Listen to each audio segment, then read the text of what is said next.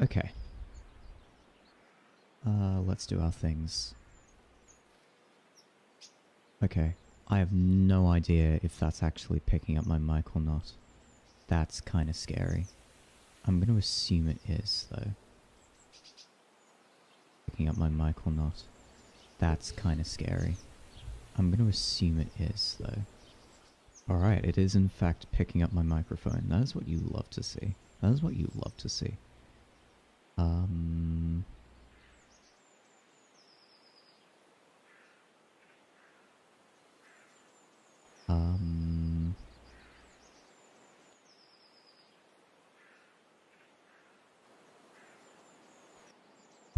Alright, desktop audio is working. I turn myself down just a little bit. Let's see what that looks like. I turn myself down just a little bit. Let's see what that looks like. Alright, that works. Easy. Let's just spam tweets, shall we?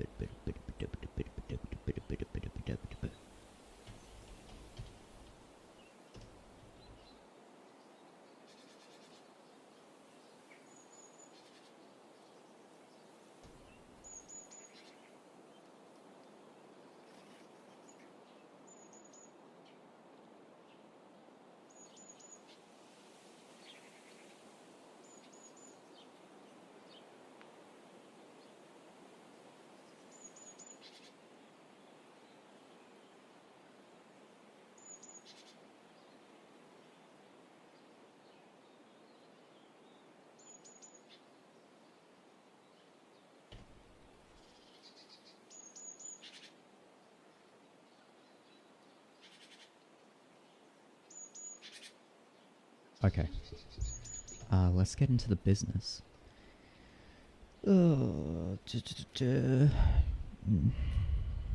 Alright. Simple stream. Yeah. Kind of continuing on from from yesterday, but kind of not at the same time. Just simple stuff, really. Simple stuff.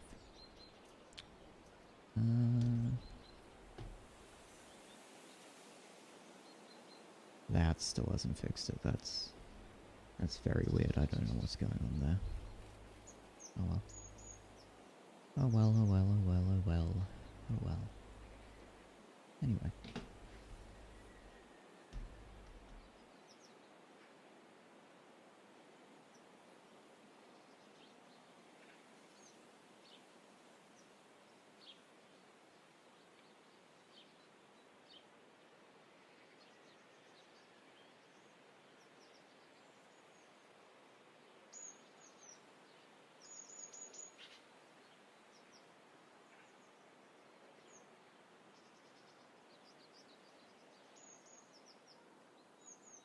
Crystal, how are you doing?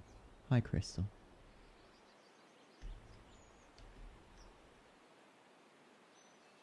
Did we make that higher or just a little bit lower? We might make that just a little bit higher.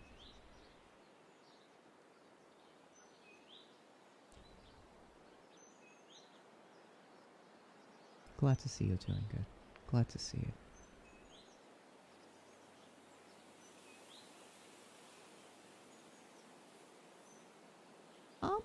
I'm doing alright, thanks. I'm just having a very relaxed afternoon.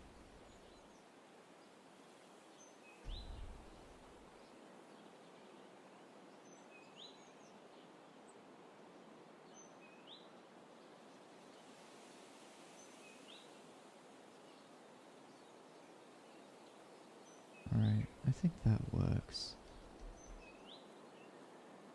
Then we'll figure out where on earth the windows go in specific.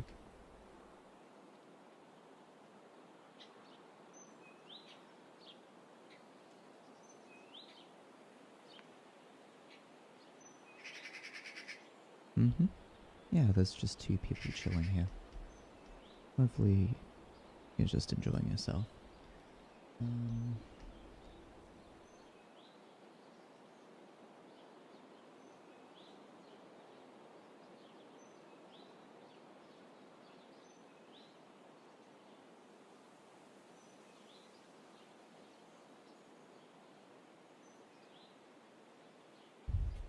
Oh, it's Jarvis. Hello, Jarvis. How are you doing? I've got something to show off, but I'm gonna lay off on that for now until a few more people have joined, because I think it's rather interesting.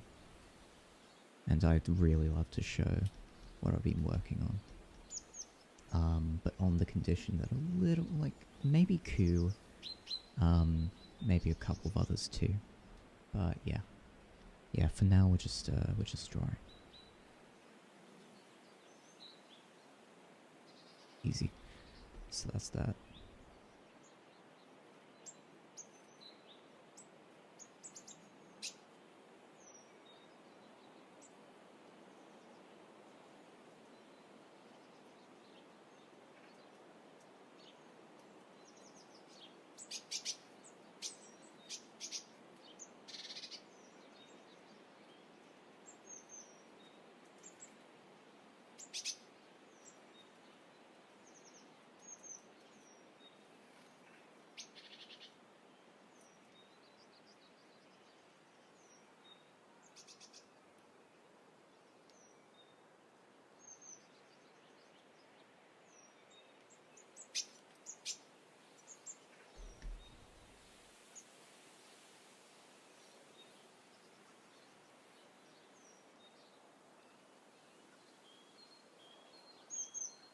Alright, I think that's the rough position of where we want our windows to be. You know.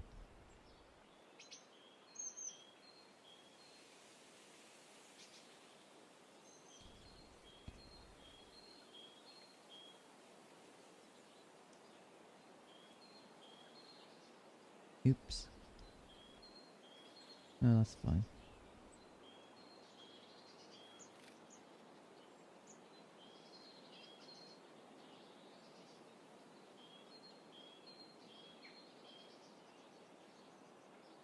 Come on. There we are. All the way up to the top. That's fine.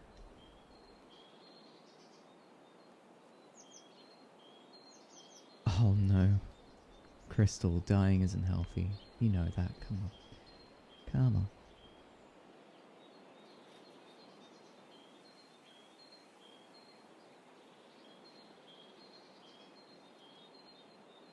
By the way, these aren't the windows themselves. This is just the approximate location of where they're going to be.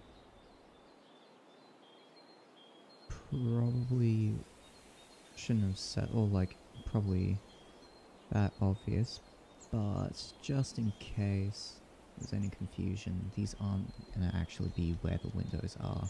These are just the placeholders. Yeah.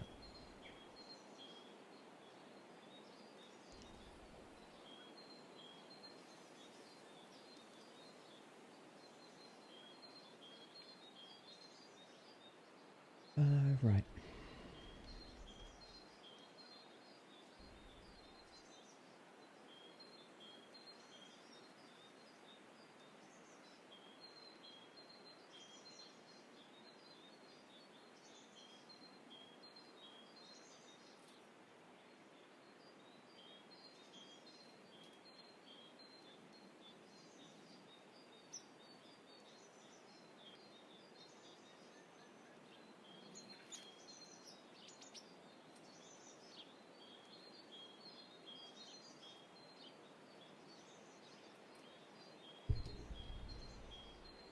Oh, sitting on my foot. Oops.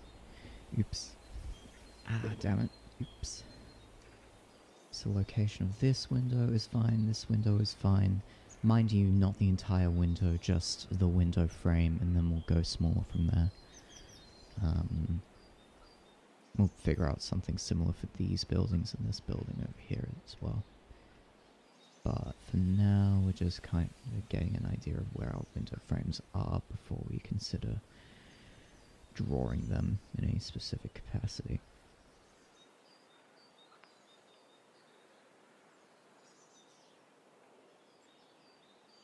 We might end up...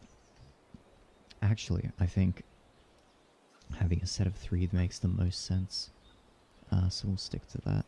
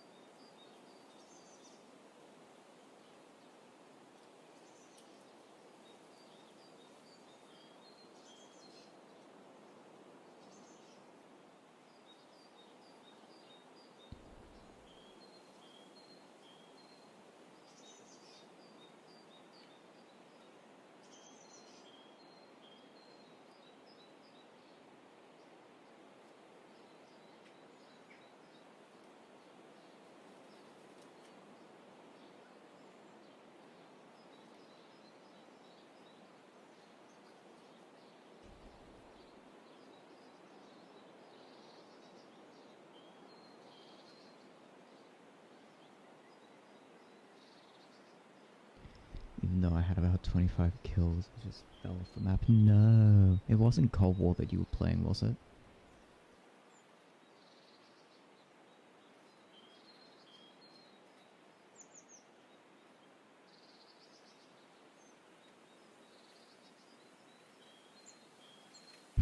Eat honeydew crimes. Hell yeah. Hell yeah. We'd love to see that. Hey, now that we've got enough people in here, or like more people, I wouldn't say enough. Of course I'd say enough.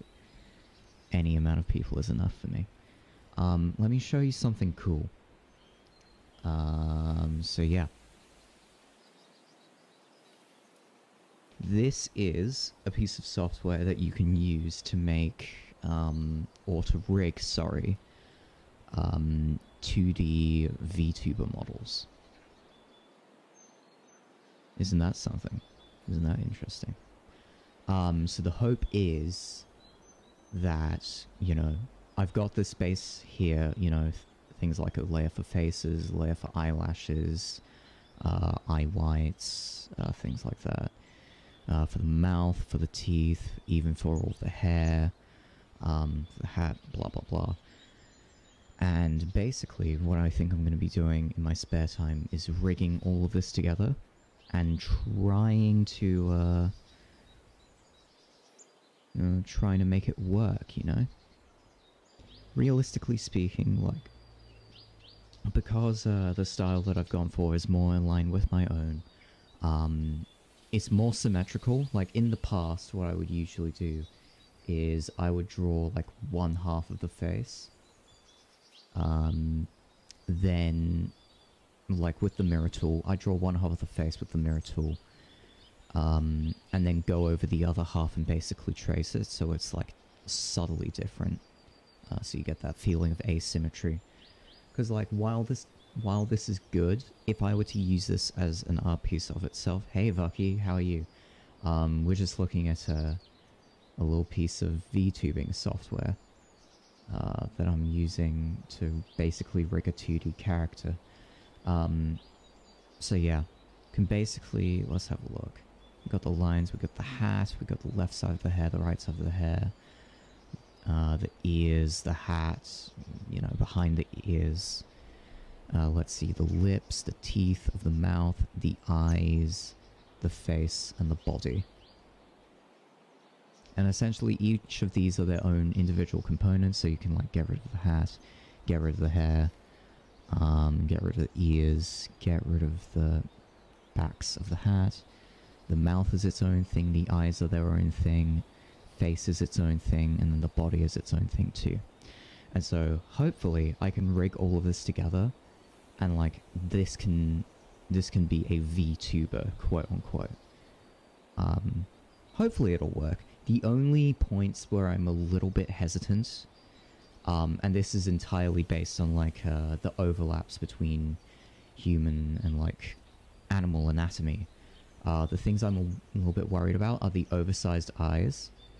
Being able to animate specifically the top eyelash and the bottom eyelash to close together is going to be a little bit of a headache to do. The mouth especially, and I've already done some preliminary work to see how I can get this to work. I've got different layers for the lips. For example, the nose is its own individual entity. I've got different types of lips. For example, this is just a neutral expression. But if we get rid of this, I think down here is a more...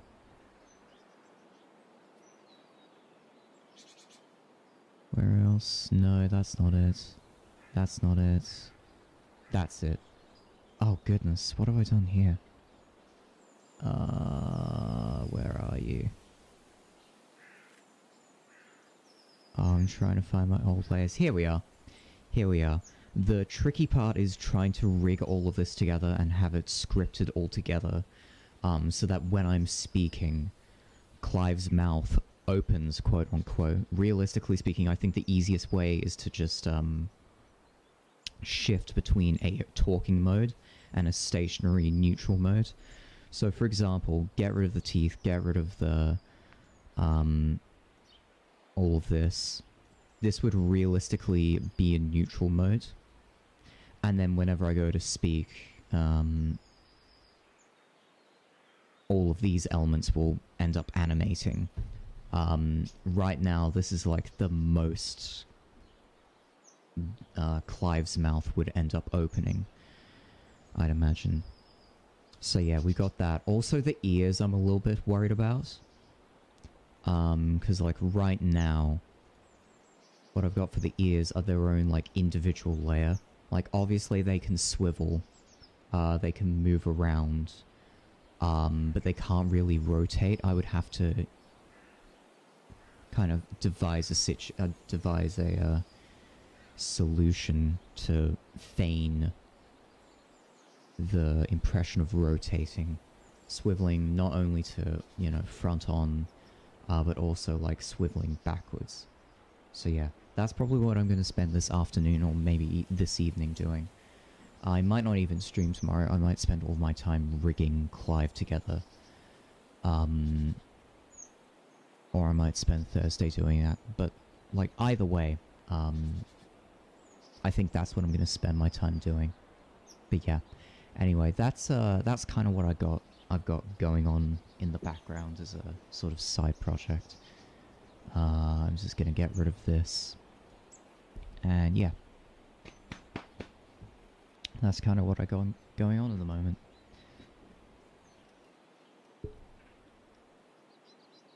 I think it's possible. I think realistically speaking, it could be done. But that's the issue. Like, trying to string it all together. That's gonna be the difficult part, I think. But we'll give it our best shot. I mean, again, furry to human is going to be a little bit of a struggle, but I'm looking at a tutorial in my spare time of someone who literally goes through each of the steps to making your character, rigging it up, things like that. What they've gone for is a more dynamic sort of avatar, whereas mine is completely flat. I think the most lighting that I have is related to the eyes. Because, like, I'll be frank with you, it's going to be enough of a headache to be able to rig it all together, let alone make it look realistic. I just want to make it look cartoony in the way that'll work for me. And so yeah, that's kind of what I got going on at the moment. We'll see how it turns out though. We'll see. Do I have a fursuit and a camera? I have a camera, I do not have a fursuit. You are not going to get to see me on camera because, quite frankly, ew, yucky human. I do not have a fursuit because, goodness gracious, are those things expensive. Yeah, of course fursuits are allowed on campus. Are you kidding me? But yeah. No, I don't know. Students aren't exactly the most, I mean, there's a couple of things. First of all, there aren't a lot of Australian makers. Second of all, like, furries just aren't that common in general. It's, lastly, like, what's its face? The disease that's currently going around in quarantine and things like that make, organizing meets a little bit, sort of, pretty much nullifies the possibility of meets altogether. But yeah, of course they're allowed on campus. I mean, you know. Ironically enough, we're all adults. Or, like, most people in university are adults. So, like, fuck it. Free world, man. You do what you do.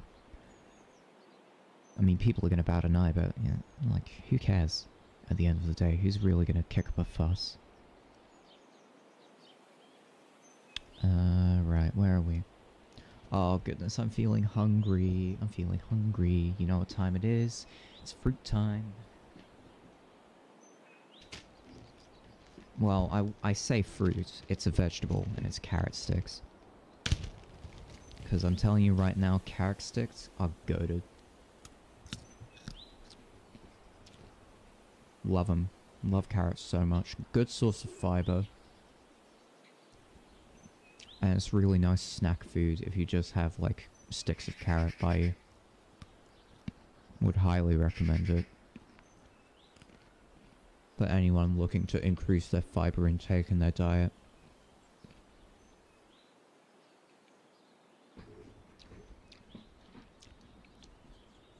Because, college food, if you could believe it, pretty unhealthy. You kind of, since you're not, like, dieting yourself, you kind of have to, take what's given to you, and sometimes, it might not be what you want. I typically try to go for a high fiber diet. I feel like that works best for me. And, you know, college is like, haha, how about if we don't do that? So yeah, I'm having to look after what I eat a lot more than what I usually would.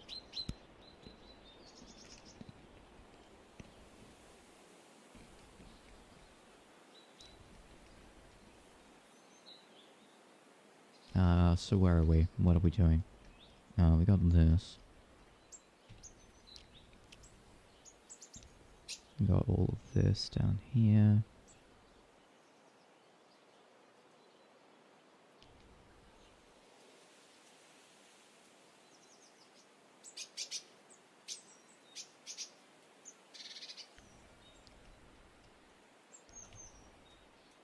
I still can't believe I've got... Also, what is worth 15 Aussie dollars? As in USD to AUD, it's like, AUD to USD, 15 Australian dollars is equal to, like, $10.98 USD. So, as a result,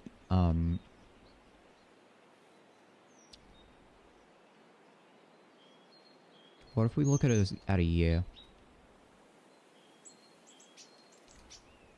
Towards the beginning of the year, it was worth, it was like 78 cents to $1. And you know, it's increased over the year. We initially opened like a year ago from 72 cents. I think the minimum that we got down to was like 70 cents. In the foreign exchange rate. What about 5 years? 5 years? Okay, over 5 years it stayed pretty consistent. Declined over 2018. Shot back up in 2021. Yeah, it stayed pretty similar relative to Yeah. Which is what you want out of an economy. You don't want that much,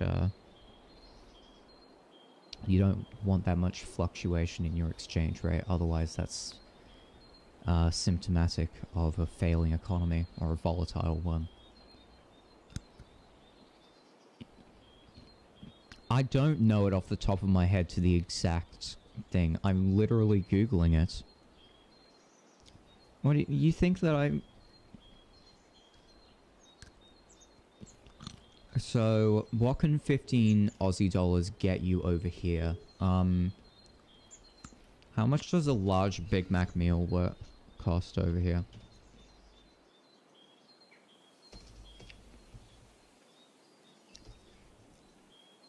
In Australia, yeah, so McDonald's menu prices over here. This will be a good, sort of like a... They call it the Big Mac Index as a measure of, your country's economy. What's $15 on the McDonald's menu?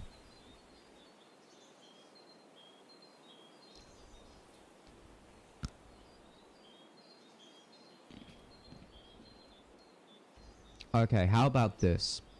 How about this?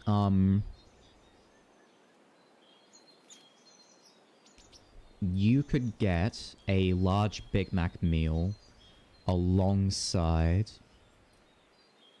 What is it? We need to look for something that's $3.20.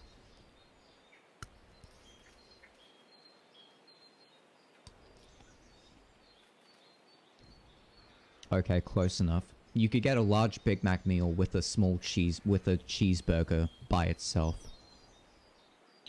For 15 Australian dollars. So you jest about the McDonald's talk, but there have been studies that have shown that, like, the price of a Big Mac is just like a simple metric, or any McDonald's meal really, is a good comparison for, like, GDP, or like economic output. It's sort of like a quasi-exchange rate in a weird way.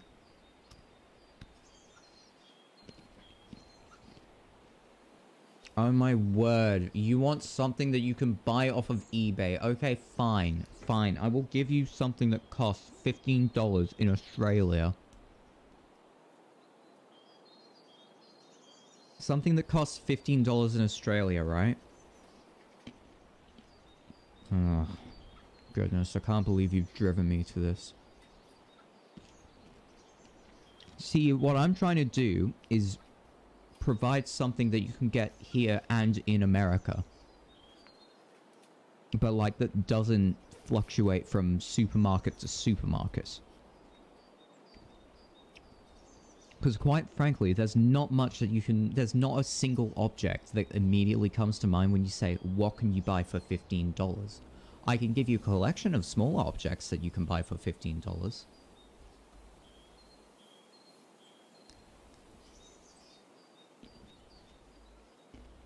I wouldn't even be able to tell you a video game that you could get for here, that you could get cheaper in the States. Because quite frankly, because of how the way that Australia, sort of taxes video game companies based on the rating boards over here, makes it so that we have to buy games at a higher price.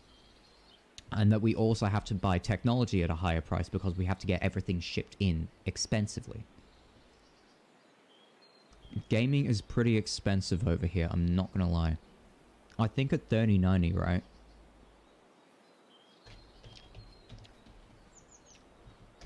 A $30.90 in Australia costs like $4,000.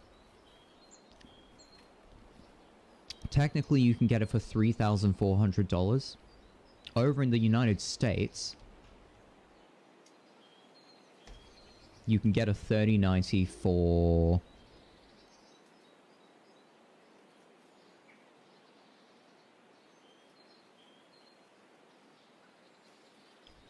You can get it for, like, $1,500. And I don't know about you, but 1500 USD is a much cheaper than 3400 AUD. Capiche? You have a $10 coupon that expires soon. Bruh. Bro, what do you mean? Hi, Lava, how are you doing? The fact that it's not a matter of it being a gamer prime minister, it's just due to how the economy is set up. You have goods and services tax from technology that comes overseas, and yet you also have, like, tax that comes in from products that are coming into Australia.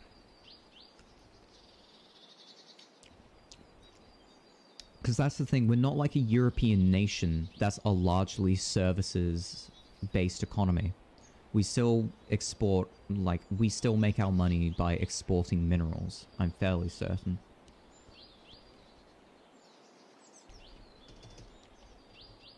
Resource of Australia. Main source of Australian economy. Oh, damn. We are a service-based economy. My bad. My bad. I think that's really the judge of, like, a developed nation, isn't it? Because, like, if your service sector is dominating your GDP, your gross domestic product,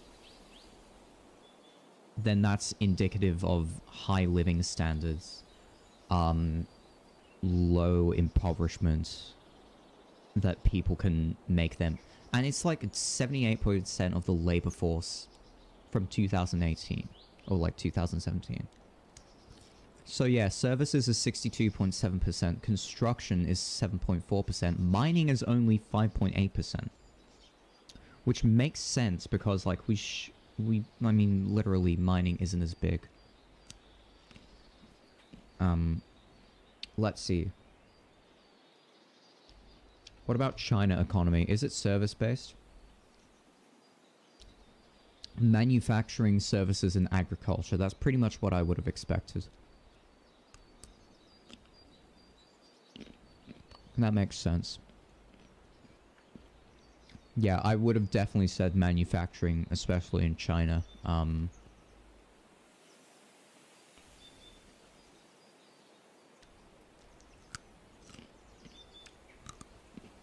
Yeah. That's the thing, though. Like, I was watching a lecture from Stanford University talking about geopolitics. And they had a brilliant series on, like, the rise of China and Vietnam as being largely authoritarian but booming economies. And all it comes down to is a low labor cost. The reason why China pretty much shot up in terms of, like, its economy came down to a low cost of, like, a labor force. So, consequentially, manufacturing is a high source of their gross domestic product. And so, eventually, Vietnam said, well, hang on, we want to get in on that good stuff. And so now a lot of manufacturing is being performed in Vietnam too. As that's becoming the cheaper option. Let's see. Main source of Vietnam economy. I'm gonna say it's manufacturing.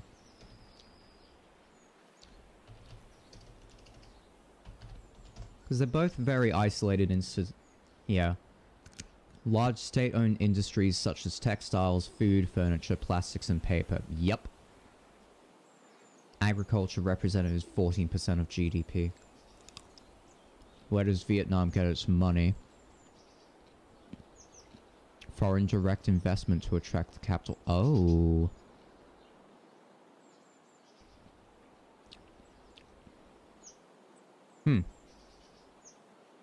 What is the most important economic sector in Vietnam? Bullshit, it's the service sector. 41.63%? Damn, I did not expect that. Things must have changed from that lecture. Interesting. I've just been talking about global economies while eating carrots. Wow. What a world we live in.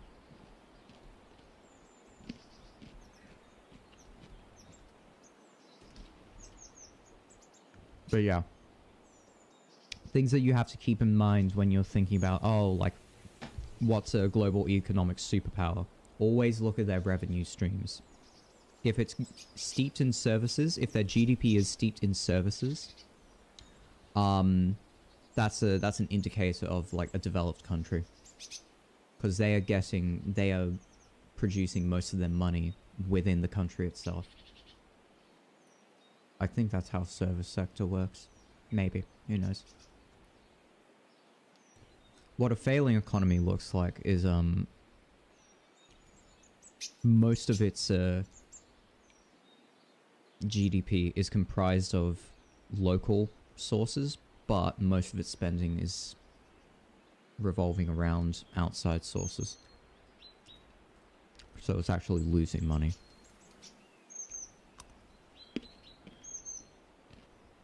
But yeah, I'm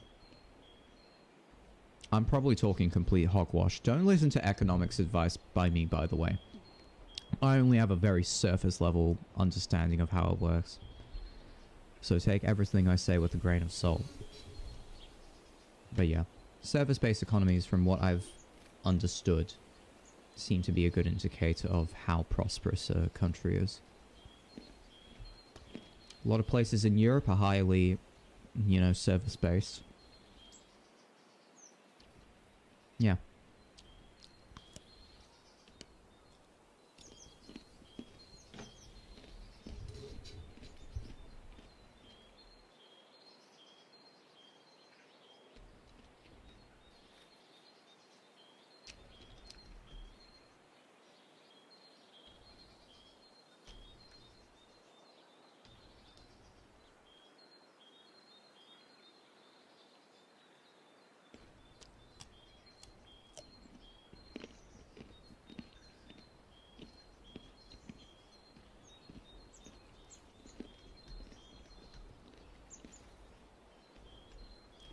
Might make this shorter, actually. We'll see.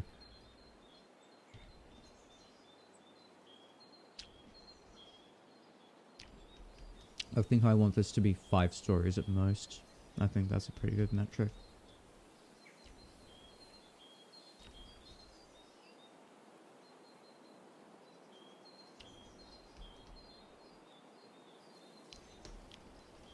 Any lasting financial decisions. It's not even like financial decisions. I'm not talking about stocks and shares. I'm not talking about trading. I'm not talking about trading shares. I'm just talking about, like, you know, global economics and geopolitics. That's what I'm talking about. I wouldn't dare give people financial advice. I'm more inclined to educate people based on my very, very rough understanding. I'm certainly not going to give lasting financial advice, nor will I give lasting legal advice. Because A, I don't know anything about those topics, and B, they're not largely academic, they're more pragmatic disciplines. You can talk about global economics as like a predictor and a futurist. Because technically anyone can be a futurist. Anyone can make a prediction. It doesn't have to be a right prediction. There was a study conducted with a, you know, with a group of economists and a group of lay people. By lay people, I mean people who haven't had training in economics and finance. And they sat them down and the researchers asked them to produce a set of predictions about a series of topics. So it could have been like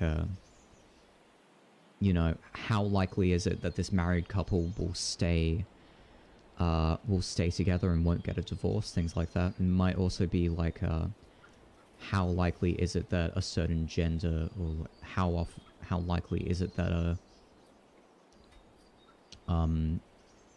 that oh, I'm gonna pull an example out of my arse, and I know it's not one that I used. Oh, like, what is the likelihood of a stock price or like a company's share price increasing over the next X amount of years?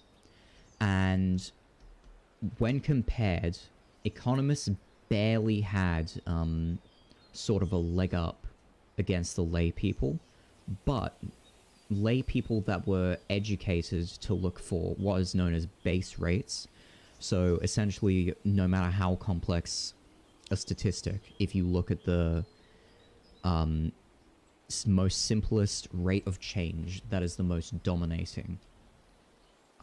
Like, for example, if we use the marriage analogy, if a friend asks you how likely is it that these two will stay married, you can say, well, in the United States of America, there is a 95% divorce rate, so it's likely that this couple is going to get a divorce, or it's at least 70% likely that that will be the case.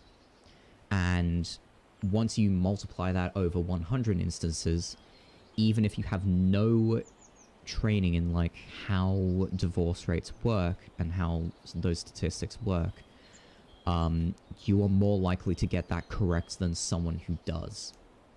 Or like someone who makes a profession of making those predictions.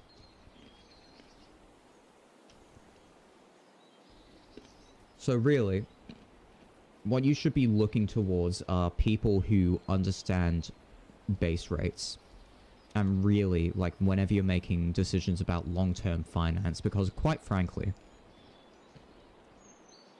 if you're making decisions about sharing or trade or share trading, you should not be looking for, like, long-term investments, mind you.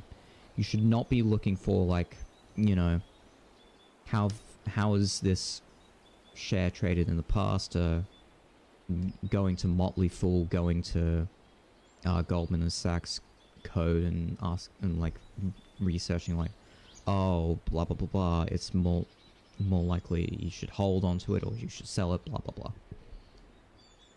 You should just be looking at the base rates. Oh, now I'm giving fucking financial advice. Don't follow this, by the way. This is most likely wrong. But you should always be looking for the base rates. So for example, what is the company's past track record? What is the sector that they're competing in? And is the overall market, whether it be Wall Street, ASX, whatever, is that gradually increasing?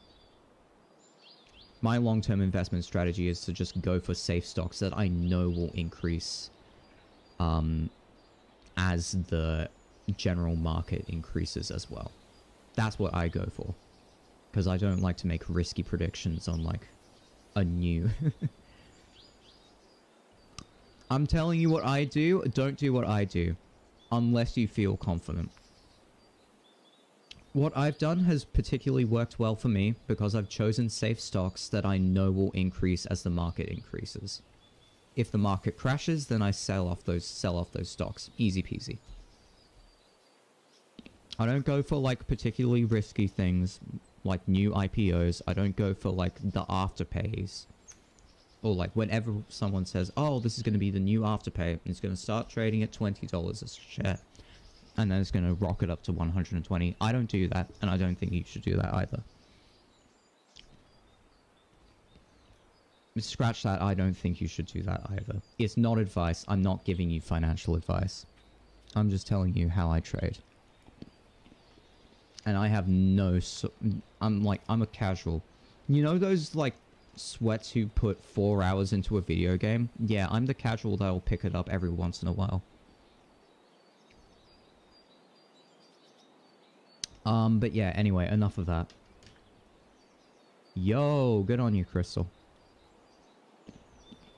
Moral of the story. Try and just make informed decisions. And if you're doing long-term investing, just think about... Focus on the bigger picture, not the smaller picture. That's generally what I've learned. That's not advice you should follow, but it's what's worked for me in the past. Right.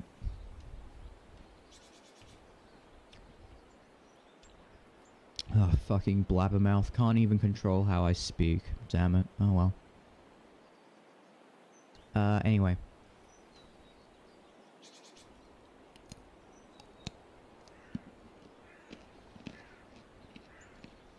Don't take financial advice from me. I'm a casual trader. I don't even, like, do the risky shit, like, trading on margin.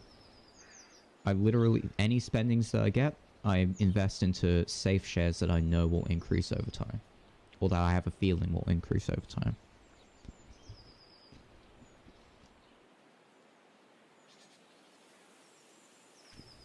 And that's generally worked for me in the past.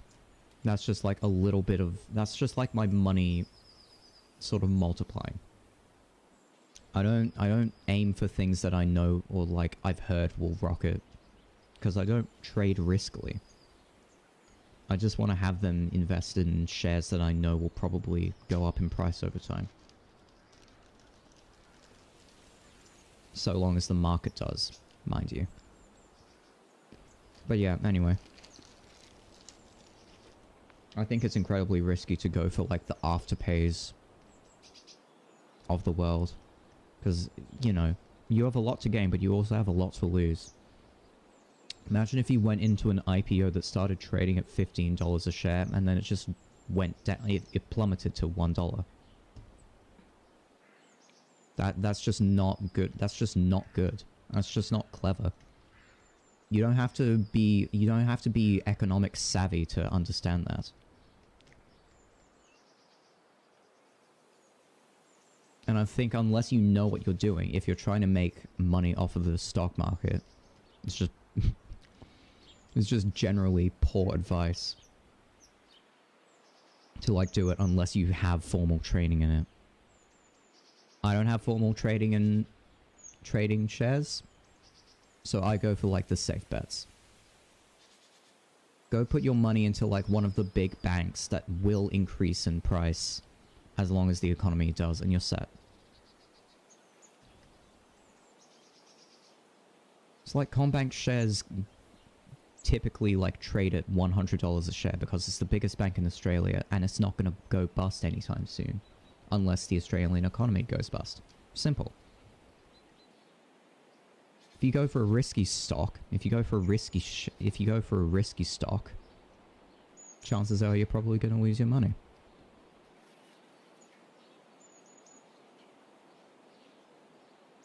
But don't take my advice. That's just what I've learnt from my short time as in trading shares.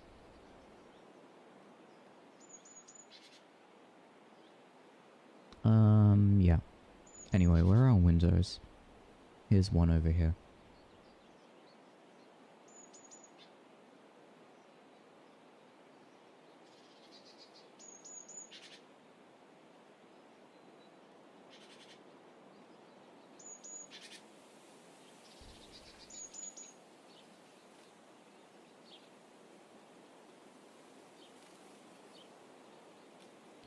How long have I been streaming? Oh, it's almost been an hour and all I've done is blabbermouth.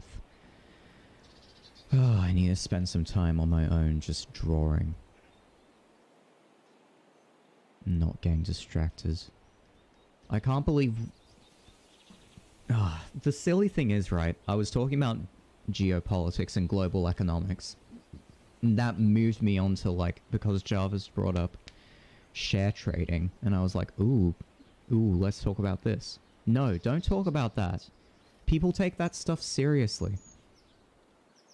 And who knows, some idiot may end up falling for my advice.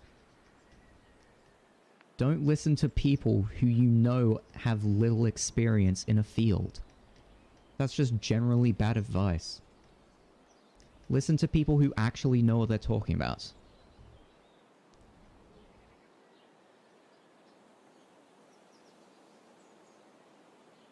Anyway, there's... Oh, come on.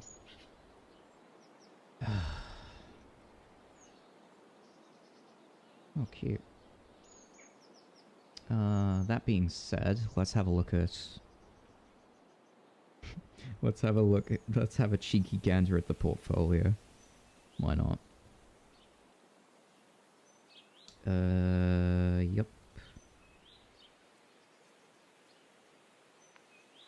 My safe boys are up, my risky boys are down. That is fine. I trade safe, I do not trade risky. I do not put $1,000 into a single stock. That's just bad. That's just very, very risky. That is not safe at all. Low risk, low reward. I'm not looking for high risk, high reward. High risk also has the chance of being high loss. Anyway, where were we looking at? Oh, goodness. Let's have a look at what Newix is doing. Because they've kind of gone down the shitter as of recently. Yup. Trading at 12 and now trading at 2. Where is KA? Here it is. Oh my lord, that acquisition turned out nicely. Shot up to 14 bucks. Hmm. Reese was slowly increasing. Have I got Reese? I've got Amcor.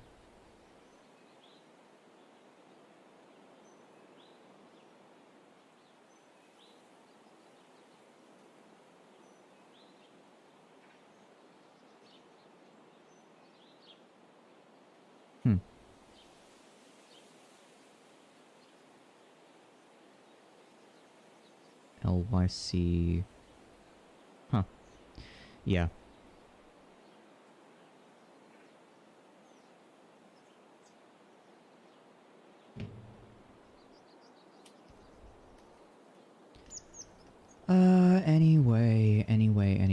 Anyway.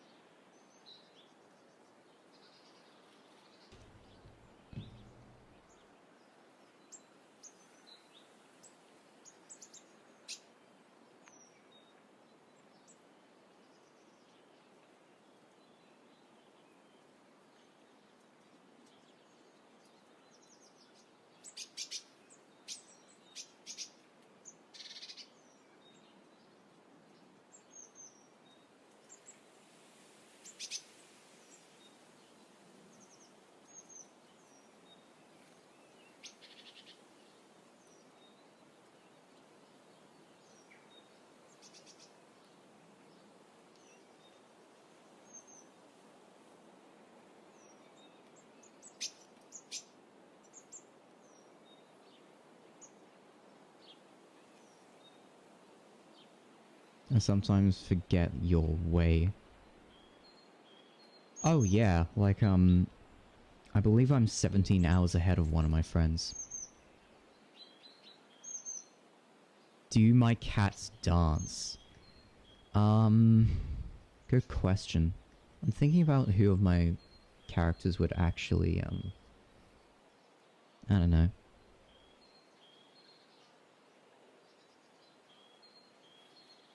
I think Clive would try and get Styles to dance with him. But Styles would kind of be a little bit more, what's the word for it?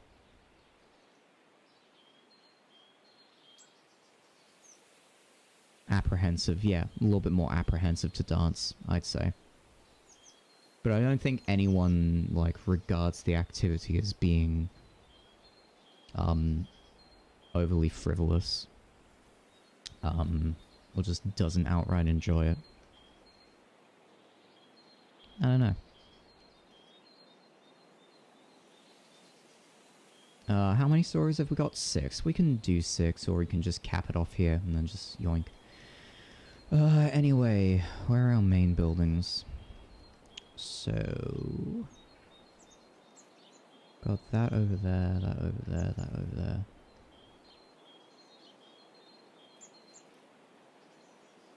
This is just going to be a front-facing building. All these are going to be front-facing buildings, really.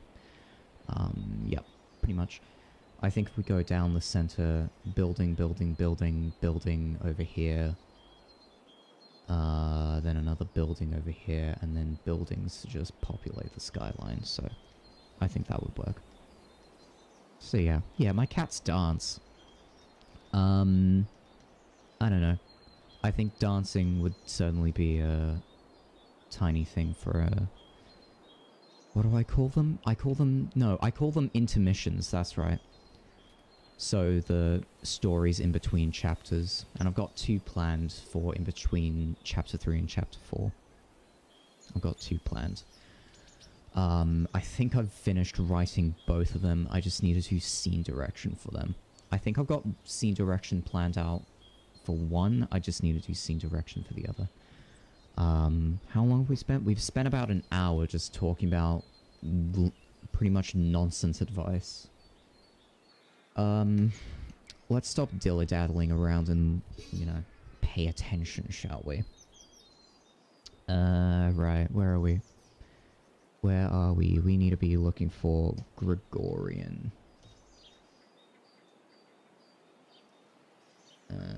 Architecture. Georgian, not Gregorian, you maniac. Georgian, highly variable but marked by symmetry and proportion based on classical architecture of Greece and Rome. Let's see.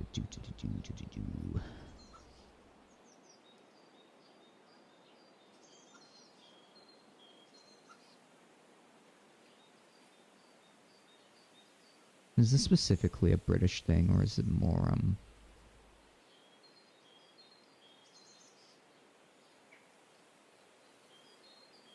Yeah, similar phenomenon can be seen to the commonality of housing designs in Canada and the United States. The wider variety of styles. Yep. Yep, that's the big one. Because, like, I'm planning these, like, smaller, more, like, sort of, common folk housing to be, Georgian, but Edwardian over here. I was considering Victorian, but I might leave, sort of the more, Edwardian and, I wouldn't even say Art Deco is the right way to describe it. Yeah. Edwardian, Georgian, maybe a little bit of Art Deco in these skyscrapers back there. Skyscrapers is a very loose term, mind you, but yeah. I think that's generally the approach I want to go for. Edwardian, Georgian, and, what's the other one? Victorian are like the 3 building designs that you want to go for. When you're thinking like 19th century, earliest 20th century. Art Deco is more, more luxurious. Much more sparse. Anyway. I think Edwardian houses are a little bit more high-end. Especially compared to like Georgian, things like that. Anyway. We need a... Oh, yeah, that's right. I was looking at Georgian architecture to get ideas for how I'm going to do my windows. London, New Haven, Twickenham, London, Philadelphia, Plymouth, Harris... These are all, like, fairly...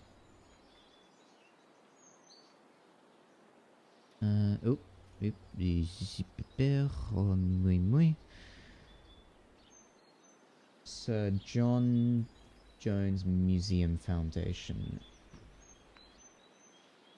Images. Let's have a look at you. Ah, yeah, that's about right.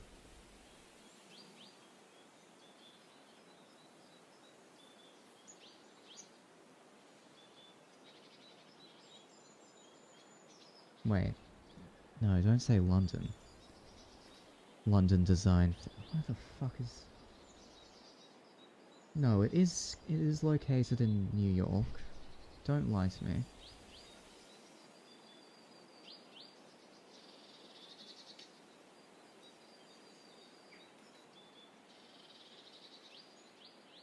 Foundation in New York City, New York, yeah. Durr. Broadway, yeah. If we go onto maps, let's have a look at the surrounding teenies. We'll just plop them right there. Yup. Here we are. Yeah. Brutalist architecture, yup.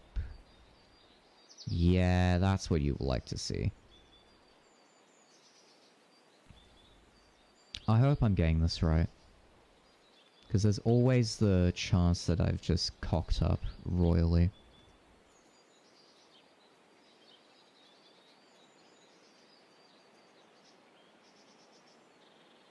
But yeah. Look for the older buildings, don't look for the newer ones. Look for the ones that are near, like, Victorian cathedrals. That's a good way of getting an idea of where, I know this is incredibly stupid, but instead of designing houses for repeating scenes, you can use houses with a model.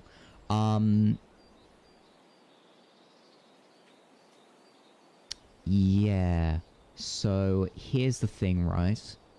How often, unless you're, like, talking about very common places of domicile, and, like, this slightly annoys me, but whenever you get, like, the building brush, if you were to ever use Clip Studio Paint, I feel like that's just, like, I mean, first of all, it's lazy. Second of all, I mean, sure, it saves on time, but you don't get a lot of choice between what buildings you get. Quite simply, I'm like a very au naturel type of guy. I don't like to take shortcuts whenever I'm doing my things. It might make me old-fashioned, but I don't know. I like old-fashioned. But yeah. Like, these buildings, these three buildings right here are going to be very similar, and that's fine. Because they're like the common people's houses, in a weird way. But sort of your more, artistically designed places, they'll just pop up every now and again. But these three, like, this is Cassie's domicile for a reason. Architecture that supports your character is what I like to go for. And because of that, I don't like to use copies all too frequently. I do try to be mathematical with it, but I don't try to, I don't try and, sort of copy-paste. I will copy-paste every now and again, but yeah. Anyway, that's just my personal preference. You can absolutely copy-paste architecture if that's your thing. It's just not for me. It's just not for me.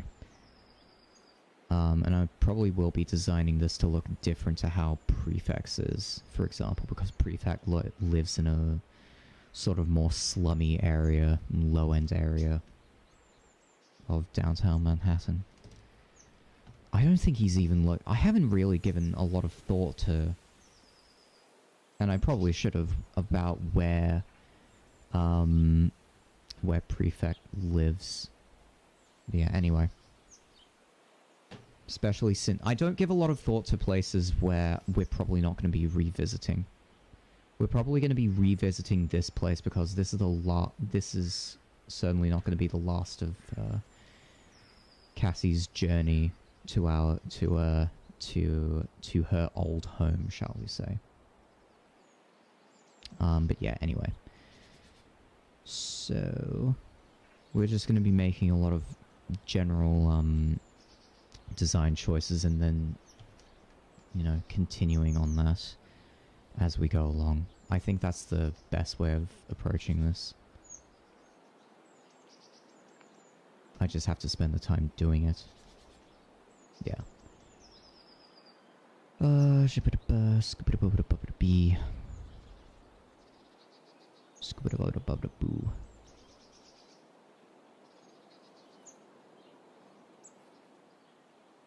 Go up all the way there.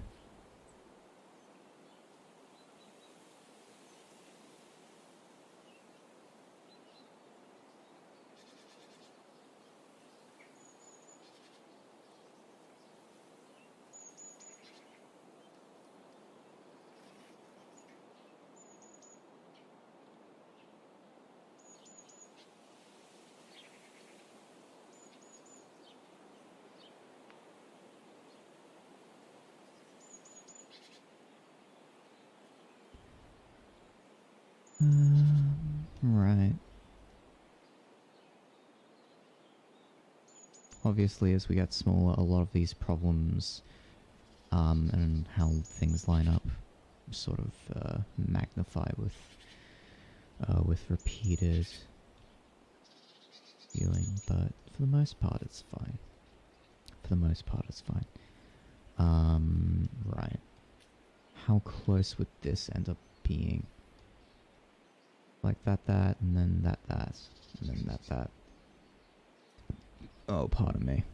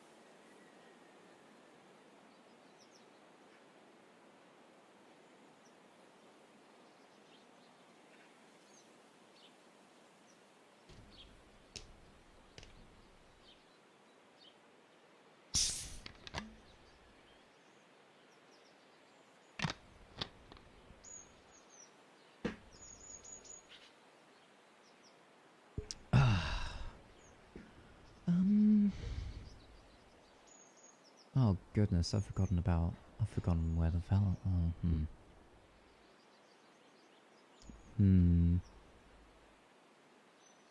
I wonder if it's close to Broadway, actually. I'm gonna Google that real quick.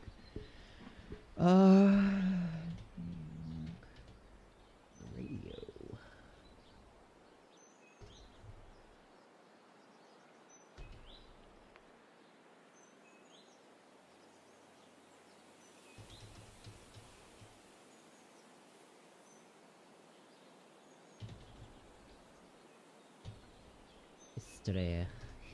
The history of New York radio.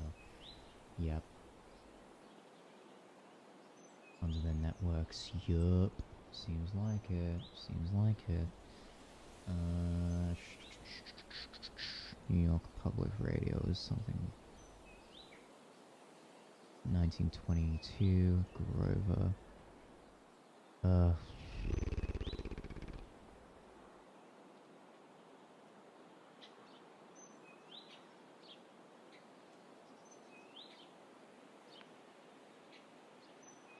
Yep, early years was not always used for everyday purposes. One time it was forbidden by law. Interesting.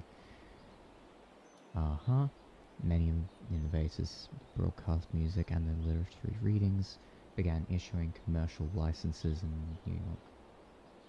NYC plants, in 1922, the airwaves. I really should be doing this in my own time, but damn it, I'm curious.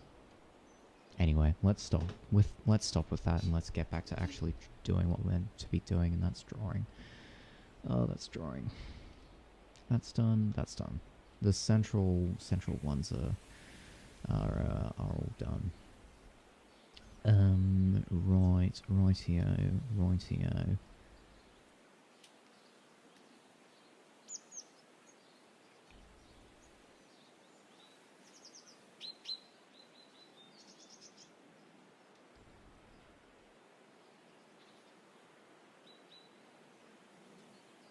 We go to a corner like here. Yep, that's the line that we draw.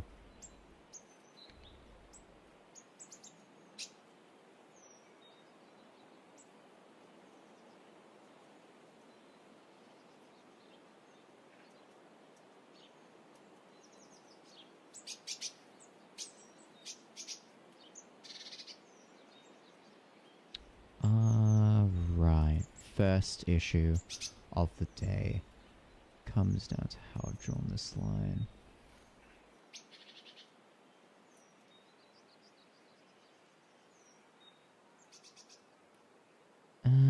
Right. Actually, no, that's not an issue. That's not an issue at all. Right.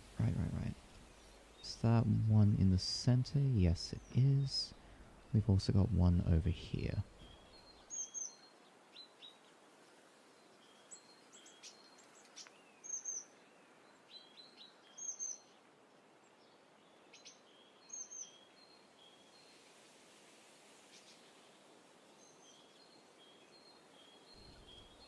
Now that we've done this for ourselves. Basically, whatever I do whenever I draw geometry is how come the city name doesn't contain a pun? Should it? Should the city name contain a pun? I mean, like...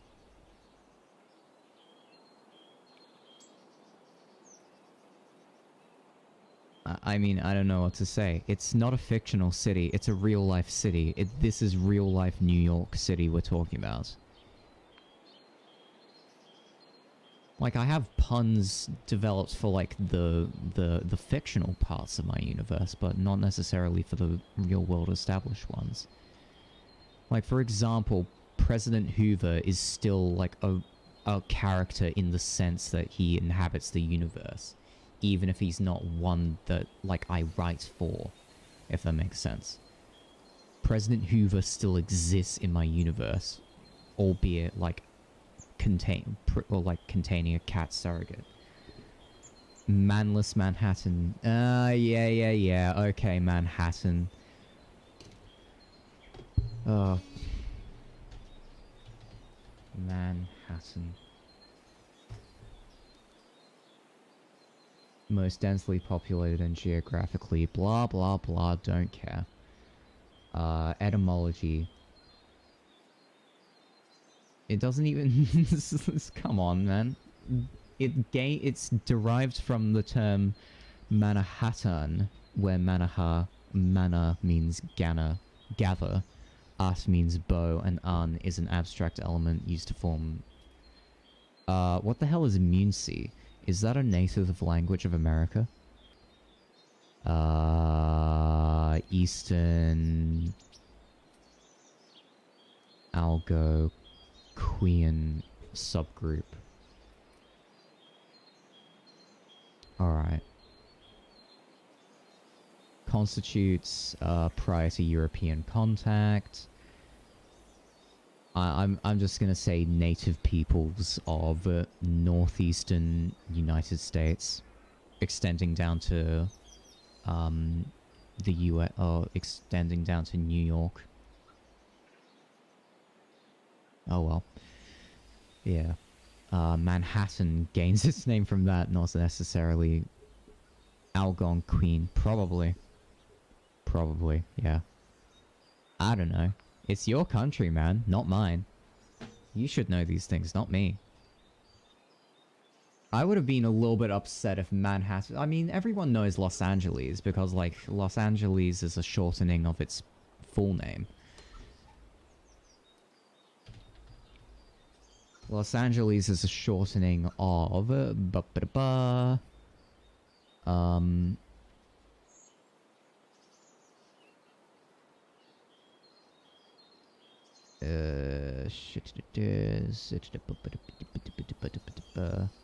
history. Where's its full name? Pronunciation of the name. Los Angeles, blah blah blah. Don't care.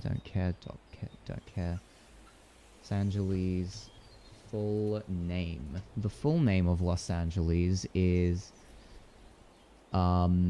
Lorena de Los Angeles de Puerto... Oh no, it's Nuestra Señora Lorena de Los Angeles de Porciunacula. I can't speak Spanish or Portuguese, whatever the language is. Yeah. And then it translates to Our Lady, the Queen of the Angels of Porciuncula. Whatever that is. JSTOR, where does it come from? Yep, the question of the city's original Spanish name. There you go. Las Vegas. Las as opposed to Los Angeles is Spanish in origin. I don't think Las follows the same route.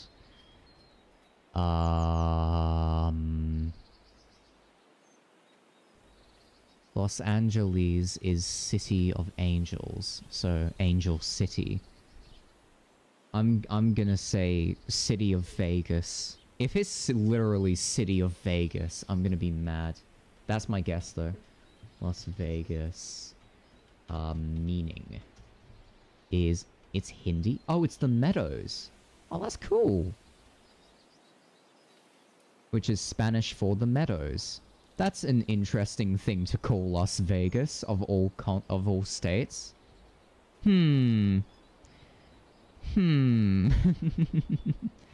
Antonio Emilio, I don't know Spanish, led a 60-man party along the Spanish Trail to Los Angeles, California in 1829. The area was named Las Vegas, which is Spanish for the Meadows, as it featured abundant wild grasses, as well as the desert spring waters needed by westward travelers. Cool. Cool. I did not know that. I'm glad I know that now. I'm glad I know that now. Oh man, why am I so hungry? Oh, yikes. My stomach is sore. Not really. It's just, it's it could use with a, it could do with a fees, as they say.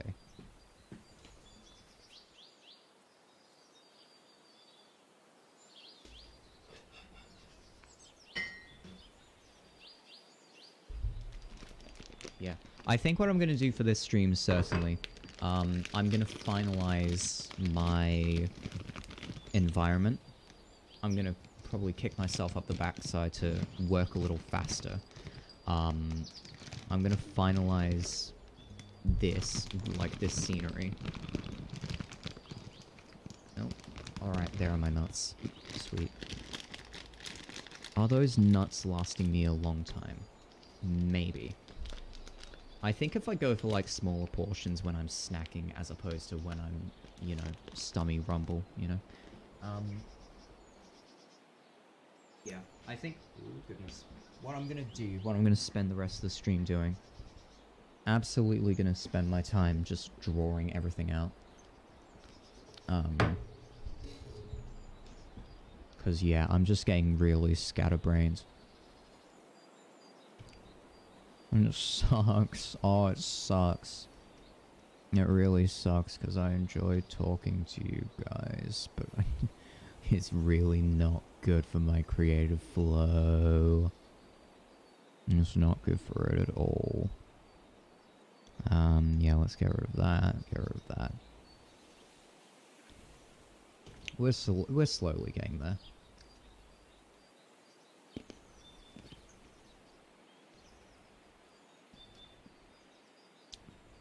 No, shut your face, Vucky. You know what I mean.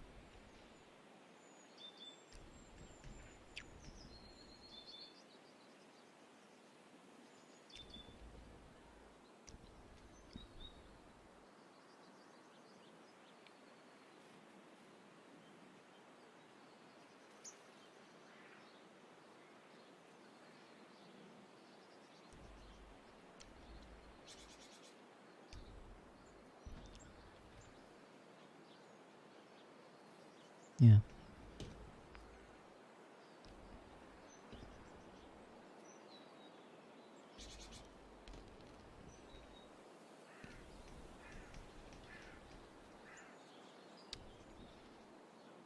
Hey, Koo, how are you doing? Okay, I'm gonna show you something real quick, Koo. If you want to stick around. If not, then whatever. 2D... Oh, where is... Yeah, live 2D cubism editor. There we are. I'm gonna show you something cool.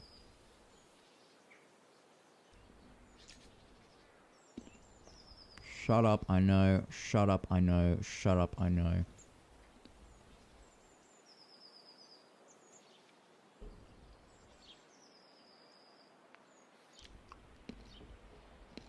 You know what that is? Oh, you just got off of work? Oh, how was it? Yeah, anyway. So this is a completely unrigged 2D model of Clive. So in here we've got each of the individual components, his hat, his hair, his ears, back part of the hat, the mouth, the eyes, the face, and then the body. Like under the mouth we've got specifically lips and teeth. We can turn on teeth. We can turn off certain things over here. Get rid of that, get rid of that. And, yeah. Yeah, so this is kind of what I've been doing in my spare time. That's overlapping. I don't know what that is. What is that, actually? Oh, right. Yeah, go... The fuck?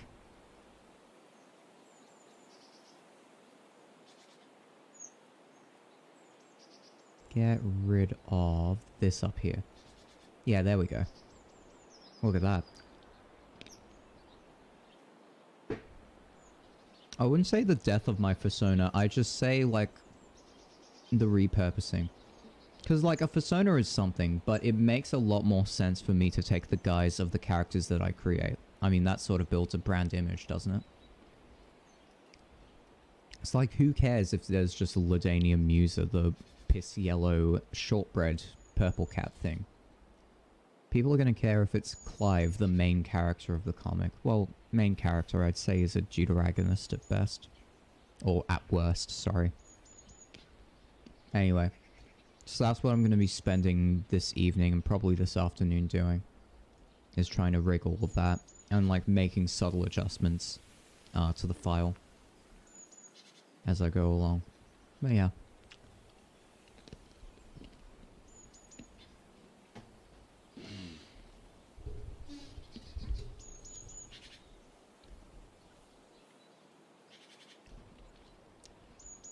Anyway, for now, what we're doing is we're just getting rid of, certain parts of our building and just, like, you know, tinkering around, really.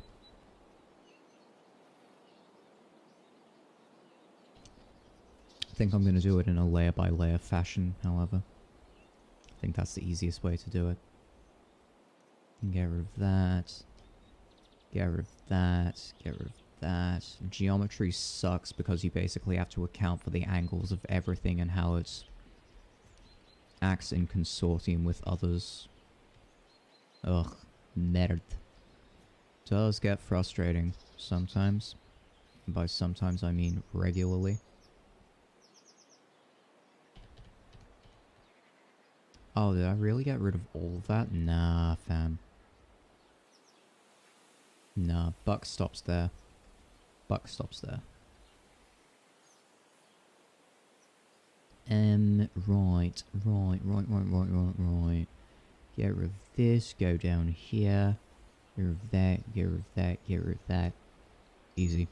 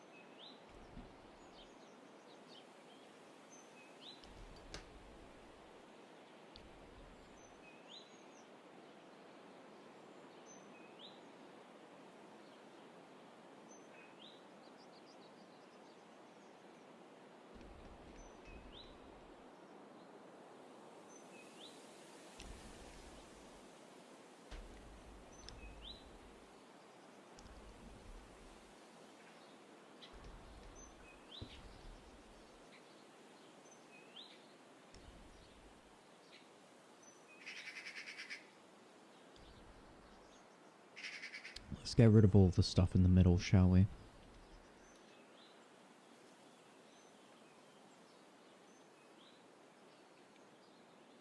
Because that's just easiest.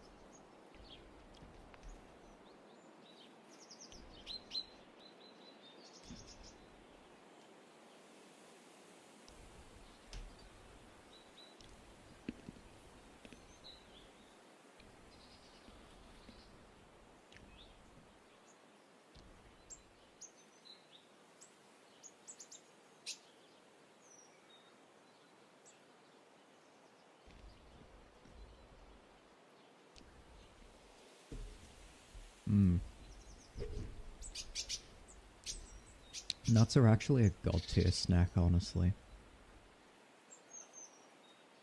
Actually an underappreciated food item.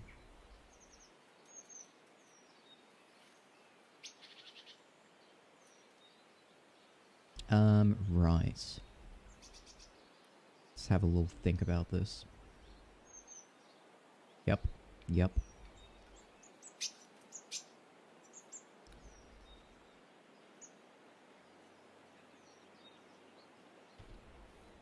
Oh, I'm foolish. I know what I forgot to do.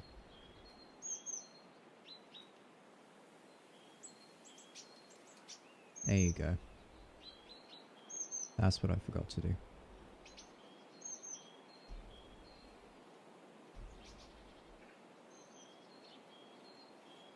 Easy.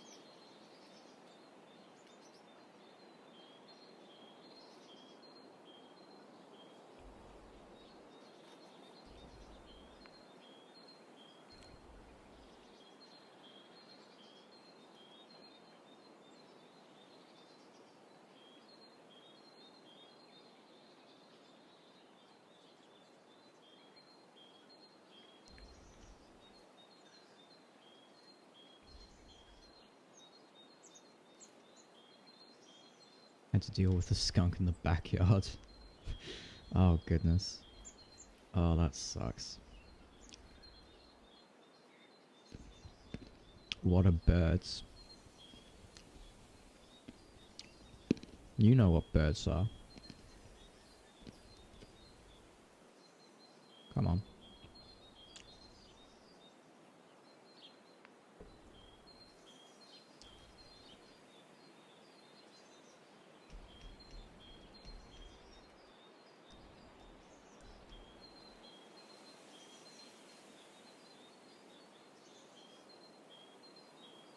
Right.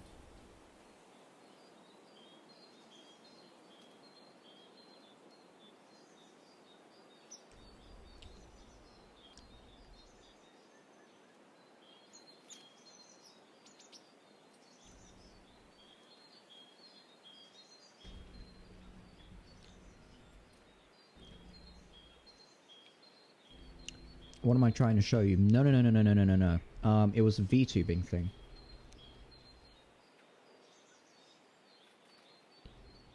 It's a piece of software that you can use to rig and animate separate layers. Do you do nothing interesting with birds in my story? I do plenty interesting with birds in my story, but it's a bit jarring to see like non-human animals in my animal world. Get what I mean? Like apart from horses, I think horses are the only thing that I've kind of But even then, doves. Actually, like, anything that's not a small mammal. Like, I wouldn't dare consider adding dogs in. Let's get rid of that, and then continue. I know. Fuck off. Yep, here you are. Yeah. So, Ku, this is essentially a collection of layers down here. Like the hat, the face, the eyes, the eyebrows. Like, look, they obviously exist in the universe, but I'm not gonna show them outright, if that makes sense. I'm not gonna show anyone with a pet. Because seeing a pet own a pet is weird. It's like, if you go by Zootopia logic, there are no such thing as pets. Because all animals evolved that way. In monospecies literature, it makes very little sense to include animals. Unless you want to, you know, describe them as animals of burden. So like pigs, cattle, horses, and, you know, some of your more avids. But yeah, the idea is that, Ku, the idea is that each of these is its own element. Like the pupil, the shine in the eye. No, there aren't. I don't think there's fish in Zootopia. Actually, there could be. I'm not too certain. I'm gonna look at Zootopia fish real quick.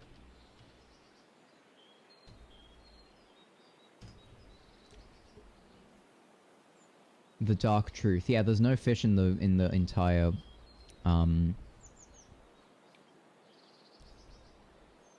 yeah, there's no fish in Zootopia whatsoever. And I think what do carnivores eat in the Zootopia universe? I'm not seeing fucking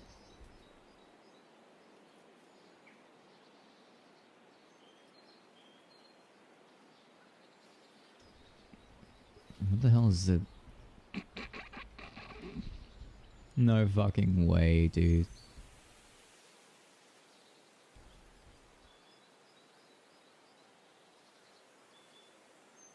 But yeah, anyway, yeah, I don't know.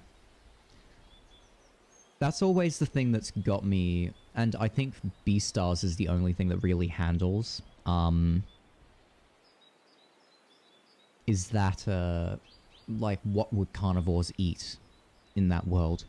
Because obviously they can't eat other animals. Beastars is the only one that handles it in any sort of way, where it is implicitly mentioned that, yes, sometimes carnivore will consume prey. And sometimes carnivores will go on, like, the blacker market, to hunt down people who have died in hospital, to buy their meat. And, you know, people who don't do that just turn to the vegan option. Things like that. Beastars is the only thing that's handled that in any sort of way. It's weird. Never happens in Zootopia. Why does everyone stay in their species in Zootopia? It's like... But see, here's the thing, right? Not everyone does stay in their species. It was heavily implied that Judy and Nick got together in the end, or that they were going to get together eventually. I think there was like a cut scene where it showed Nick and Judy going to their parents' house. Like, interspecies relationships happen in that universe. It's just not common.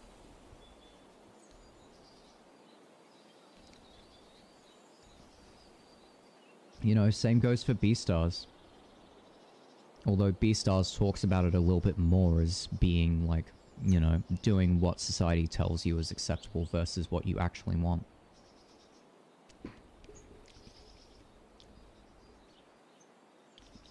So here's the thing, right? Whenever you dissect, like, the worlds of those pieces of media, obviously they're going to fall apart because it makes little sense to investigate a small part of a universe. Like, for example, You never see a fish in Zootopia, so you connect in your mind, okay, so carnivores must eat fish then. That's the connection that you make in your mind.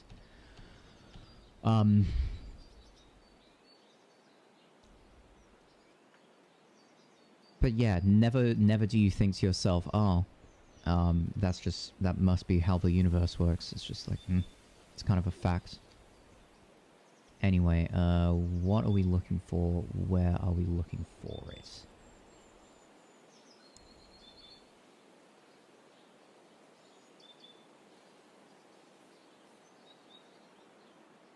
Cars universe is the worst. I know, right? The Cars... I think, like, whenever you try and dissect, like, a human analog, story, you're just never gonna find something satisfying. Because there's always something to nitpick, because if it could happen, it probably would have happened. But it didn't. Animals are not bipeds in our universe for a reason. It's because we evolved as the dominant species.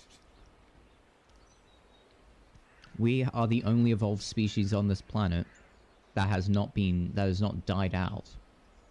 Neanderthals were another sort of biped that arose. Like, where do babies come from? Probably just, like, manufactured, like in robots. Oh, robots is, like, the exact same.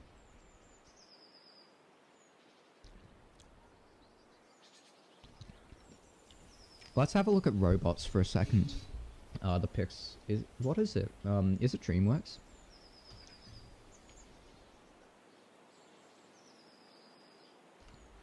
Like, for example, Rodney here grows up.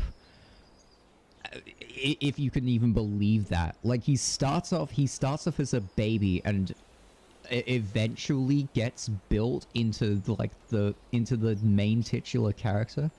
Like, what the fuck, dude? What the fuck? It was, like, a formative part of my childhood and everything, but, like, fucking whatever. Oh, it was Blue Sky, was it? Oh, interesting.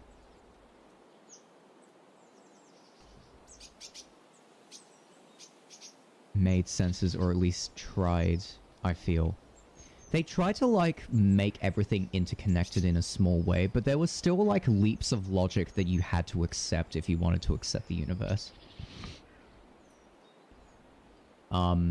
Like, for example, the concept of Rodney just being built gradually. Oh, yeah, what happened to Blue Sky, now that I think about it? Blue Sky. Blue Sky Studios, now defunct. When did it kind of, like, fuck off? Oh, acquisition by Disney, there you go. It was a subsidiary of 20th Century. Yeah, in 2019. It produced 13 feature films, the final one being Spies in Disguise, before it was just merged into the giant media conglomerate.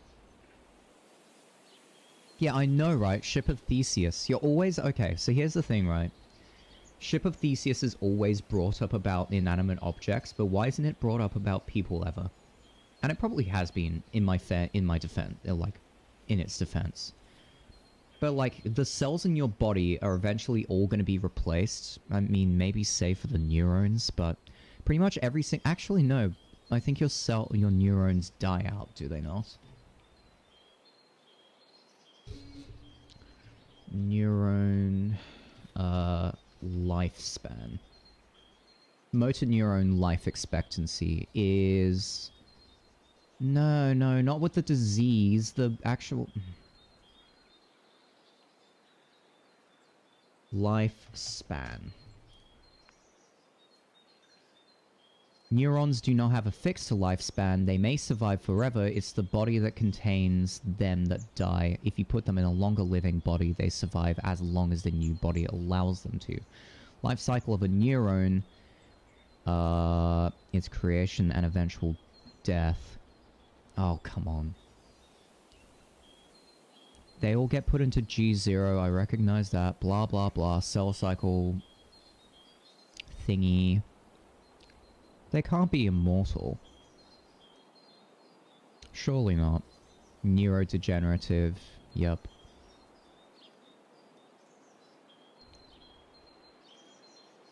I don't know. Maybe they're just one of those weird freaks of nature that just do not die off. Neurons could outlive the bodies that contain them. But yeah, every single cell in your body is basically replaced over your lifespan. To the stage that, like, once... The only thing that remains...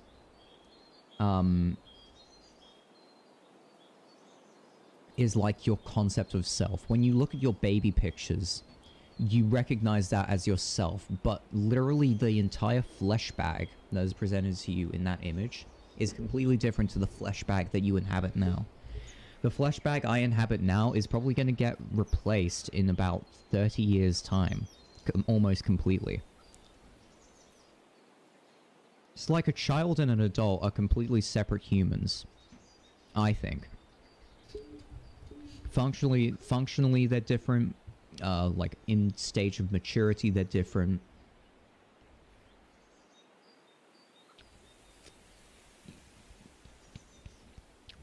So you can absolutely apply Ship of Theseus to a child and versus an adult. Because the cells in your body die off, they get replaced by new cells.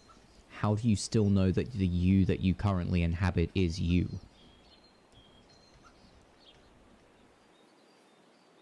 Yep.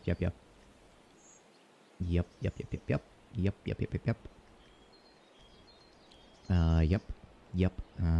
There's some garbage back here that I'm not a big fan of, but I'm not gonna spend too much time worrying about it. Oh, we can get rid of that. Actually, we might want to keep that.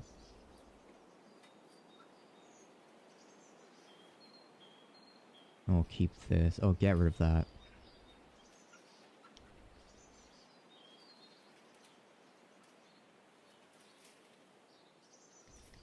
But yeah, I think any piece of media that tries to deal with mechanical humans is always going to have, like, inconsistencies with narrative. A big one that I like to cite is Futurama, because Bender never has a stationary origin story. Like, in some flashbacks, he's literally shown as a baby robot, and in others, he's literally shown as a fully formed adult robot that's just programmed to be an adult. Which, you know, like, fair enough, it's a comedy show, it's not a show about robots. Then in others, he literally, like, they explore robot pregnancy. And, like, giving birth to a robot that has... It's weird.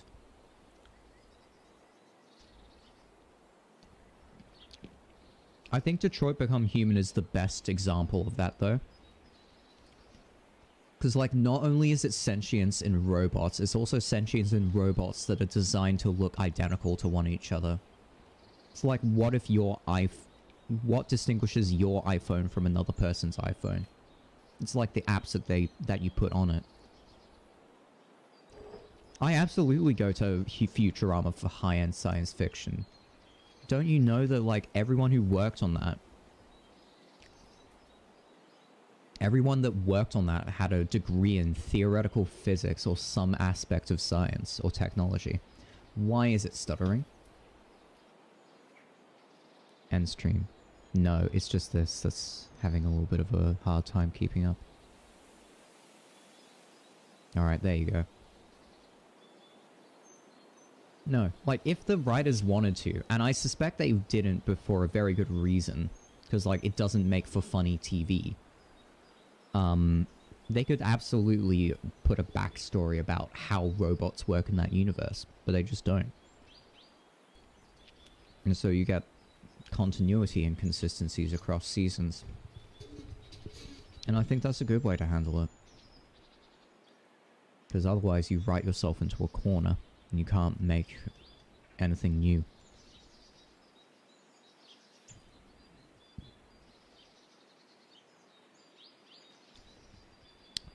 Right, anyway, what were we doing?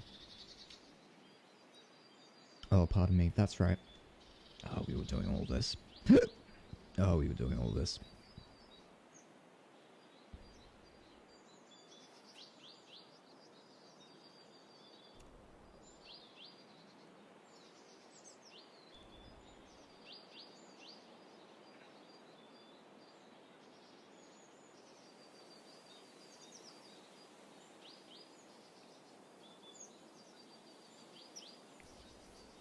Something's going on back there, but I'm not too certain of it.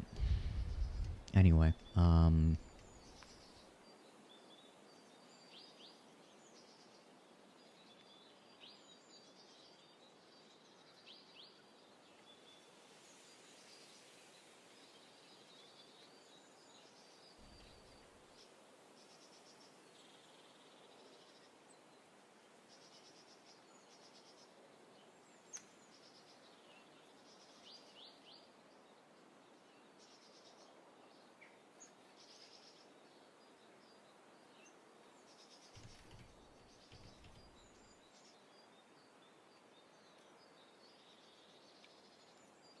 sweet. Anyway.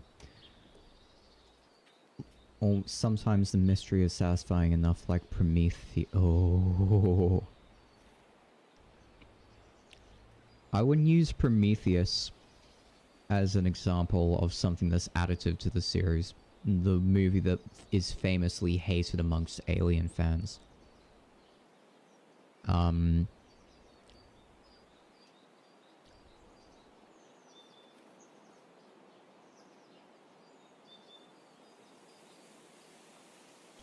I don't have a problem with people questioning my universe. It's fine.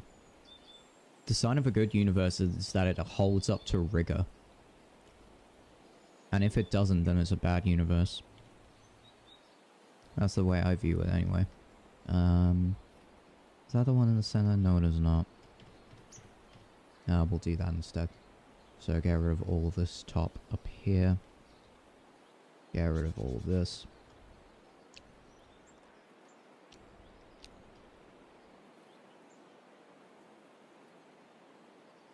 We got that. And then we go across. And then we got this down here.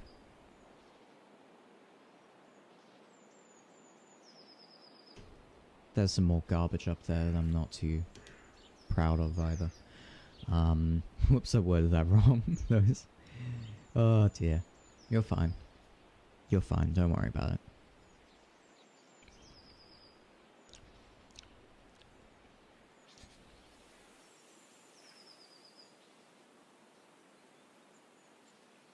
What's a good story that doesn't have backstory? Hard to say.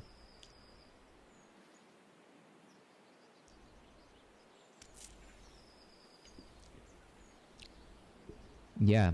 Tell me what my universe-breaking question is. Although, I do have some ground rules. You are not allowed to bring up the argument about why on earth do these people wearing fur, why do they just not wear clothes? Or, like, you know, the geography of everything and things like that. Because, like, obviously that is the one thing I take creative liberty is. I don't consider the implications of people with fur. And the evolutionary history of people with fur. David Lynch. But people say David Lynch movies are pretentious because of how out there they are.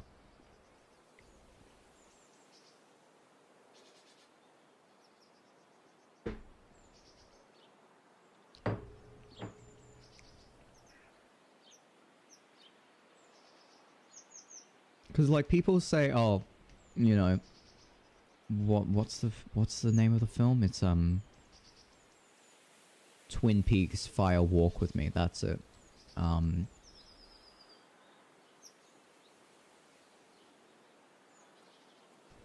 People say that that's good, but, like, I mean, really? Is it really? Is it really, Lamau? Is it really? If we go all the way up. Hold up. Hold up.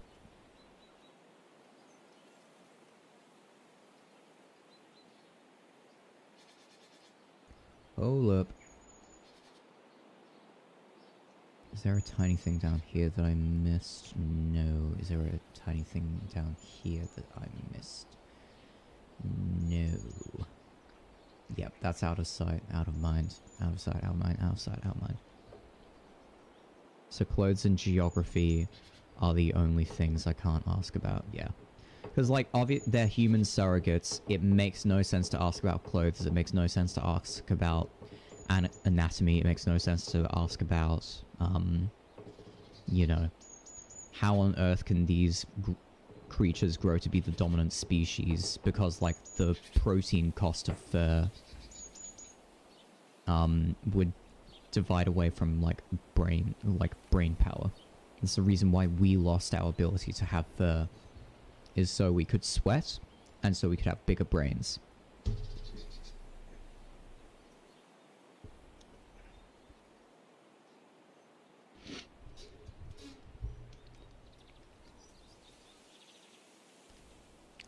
Anyway. Let's start drawing some windows. Then I think I might cap it off. Anatomy plus why the cats rule. Yeah, pretty much. There is one tiny consideration that I make, that I consider making. There is one very tiny consideration that I would make.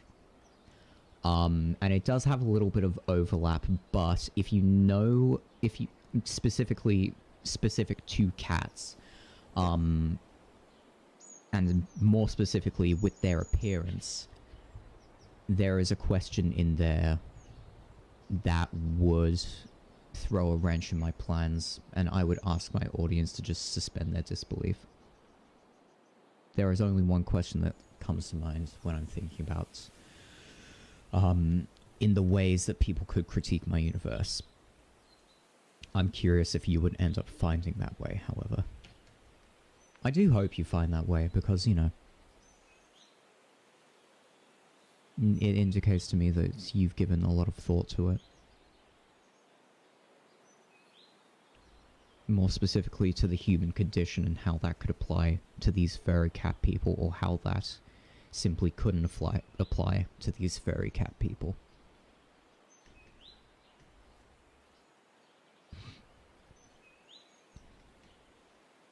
Anyway, what were we gonna do? We were gonna do windows, weren't we? And then we just had a huge spiel about boring garbage. All of those are the same. I think we're gonna do it in purple. Pink. Let's do it in pink. Why not? Let's do it in pink. Or in light blue. No, that's cyan. In light blue? That's too similar. Actually, fuck it. We'll do it in light blue. Why not?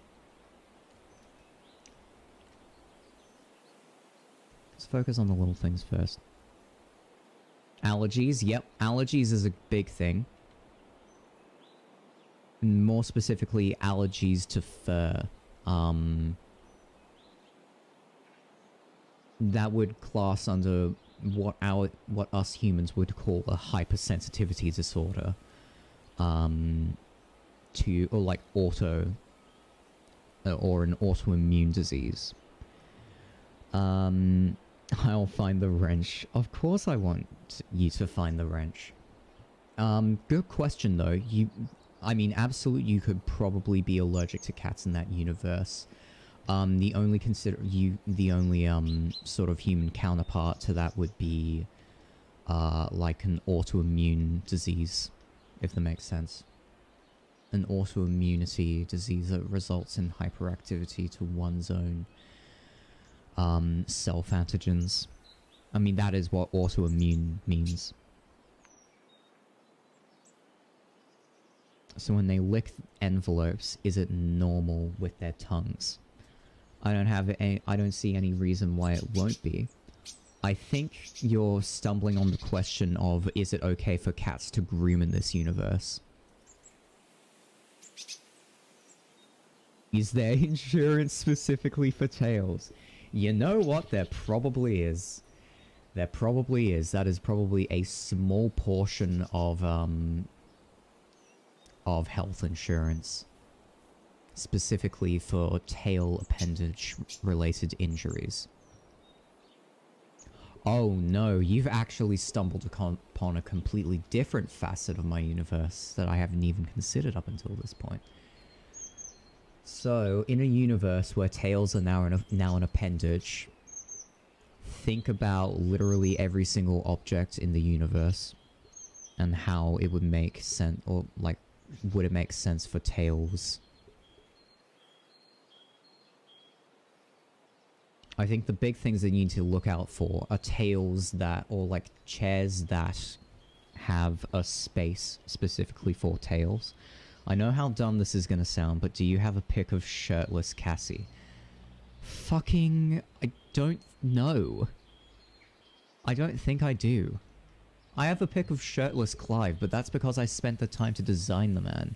I haven't really spent the time to design Cassie. I might have actually spent this time to design Cassie. Let's have a look-see. Let's see. Is it under image references? It's not under that. It might be under refs, 2020 refs. That is specifically for Clive. Final, these are like simple references that I've just done on the fly. Pending should include Cassie. Oh my lord, I have. Alright, you're not gonna get to see that. Yeah, no, you're not gonna get to see that. But I most certainly have. And I think I've drawn her in her college outfit. Her outfit that she's in at the beginning of chapter 1, and her work outfit too. I've got those. Literally every object in the universe. But no, I'm specifically mentioning chairs. If you can find an instance of a single chair that does not have a space for a tail at the back, I mean, bravo, good on you. I think the same applies to cars. I have a little bit of an issue with cars. Like, how on earth do tails work in cars? Holding out for a Patreon reward. No! No, that's sick. I mean, I'll obviously release, like, private scraps and private references if I ever do set up a Patreon. But, like, the fact that I would voluntarily send nudes of my character... And they're not nudes, by the way. They're, like... They're specifically, like... Imagine Breath of the Wild, Link. Link reference sheet. Yeah, here we go. Images. Concept art.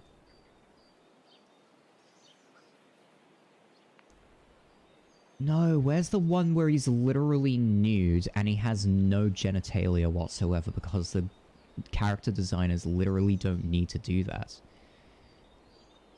Armor sets? Anything under here? Look, all you need to know is there is an official Nintendo reference of Link with absolutely no clothing, and he has no genitalia whatsoever. He has nothing that's sexually explicit because the character designers do not need to model it. And I think the same can be applied for me. There's no need for me to model, there's no need for me to draw genitalia on my characters, nor is there, like, the need to draw tits on my women as well. That apart from the breasts, you're not going to get the supple little nipple that literally every horny 13-year-old craves on this planet. You're not going to get that. I have literally not drawn a single piece of genitalia on any of one of my characters, and for a good reason. This is not the comic I'm drawing. Anyway,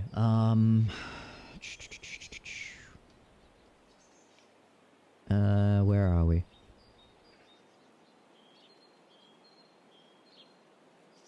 So, in the center.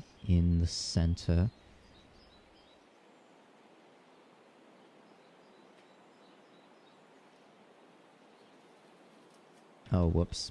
I fucked that one up a little bit. Go there. Go there. That's fine. Go down the middle, I think. Oh, pardon me. Yep, okay. And then let's get rid of all the small things.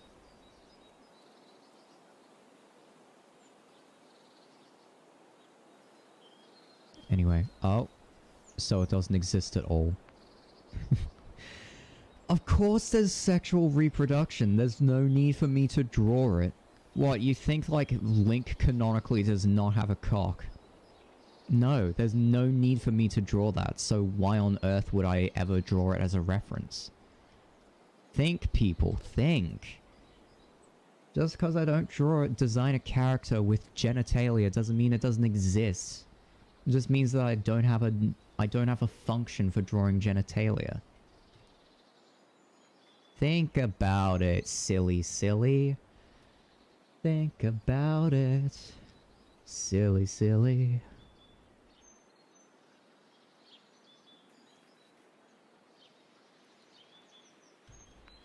Anyway, what's the time? It's almost 5 o'clock. I think I'm gonna... Okay. I'm gonna make this one and only exception about, what's his face? About copy-pasting. I have one exception and one exception only that I'm gonna make. And it's regarding these windows. Because holy shit, I do not want to have to repeat this over and over and over again. For like little to no reward other than the satisfaction of knowing, oh hey, I actually drew this. So what we're gonna do, we're literally gonna copy this and, you know, make it smaller for all of these. I'm not gonna try and fandangle it to put it up here. I'm not gonna do that. I am gonna redraw it for each of these levels, but I am gonna make them progressively smaller. For like a fairly obvious reason. Oh, whoopsie.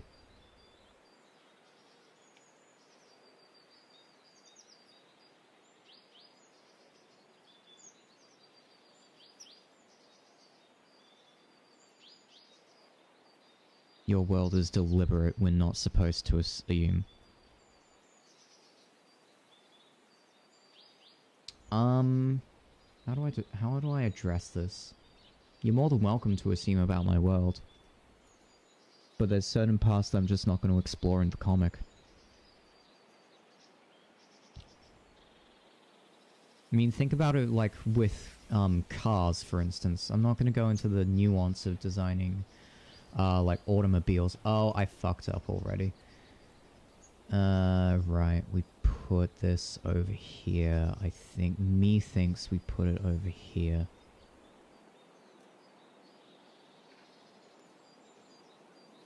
Like, I don't think I have any intentions of showing designs of my cars, because they're heavily referenced from real life. I don't think I have any intention of showing references for anything that I'm not going to explore later down the line. I don't think I'm going to show a reference of Prefect's apartment because I'm just not going to explore it later. That was a rather in the spur of the moment design decision over there. And I don't think that's a part of my world that I want to explore. I don't know. That's just how I think of things. If we're going to have to do the world building, we give answers to our own questions.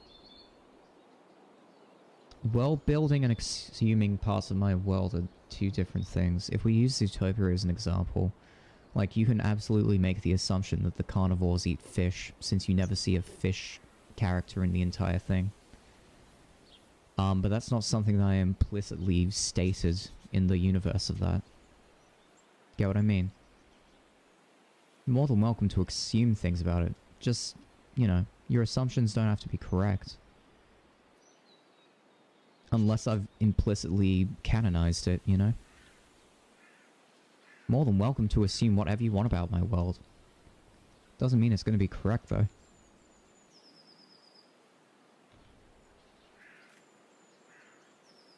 I take a very, what's his face? I take a very direct approach to world building. I only build parts of my world that I know I'm going to explore later, or I'm going to explore now and in the moment. I don't consider, once you give an answer to a question, you can't...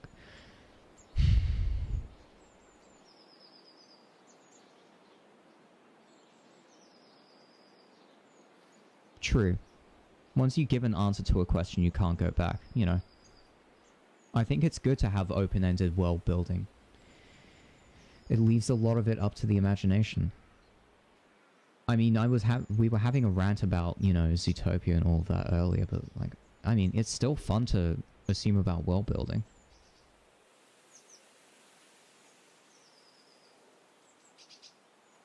Then you got to always be aware of it.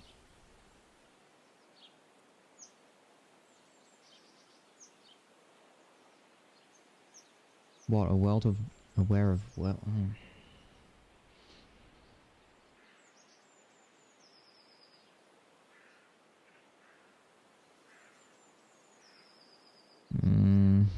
Head hurty.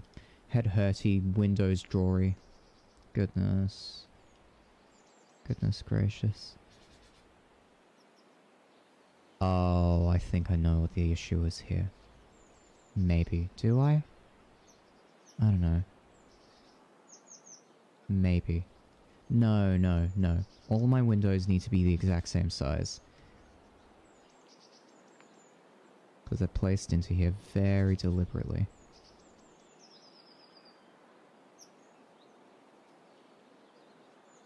Oh, why am I doing that? Whoops.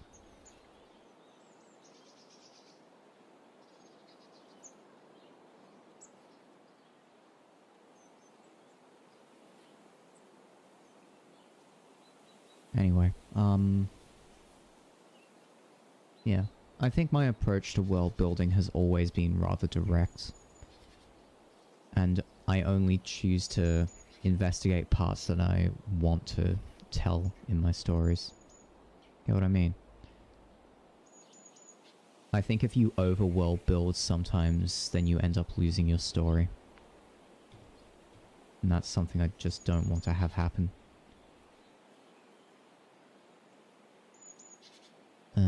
Right.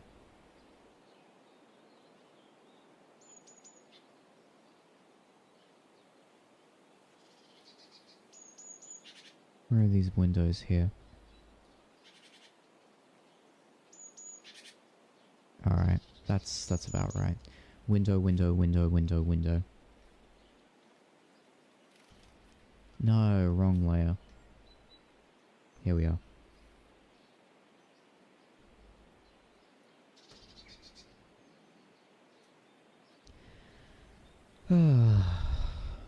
Dear.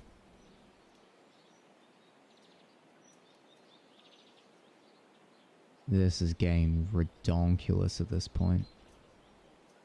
No, no, no, no, no. No, no, no, no. No, no, no, no. Don't do that. Don't do that. Don't do that.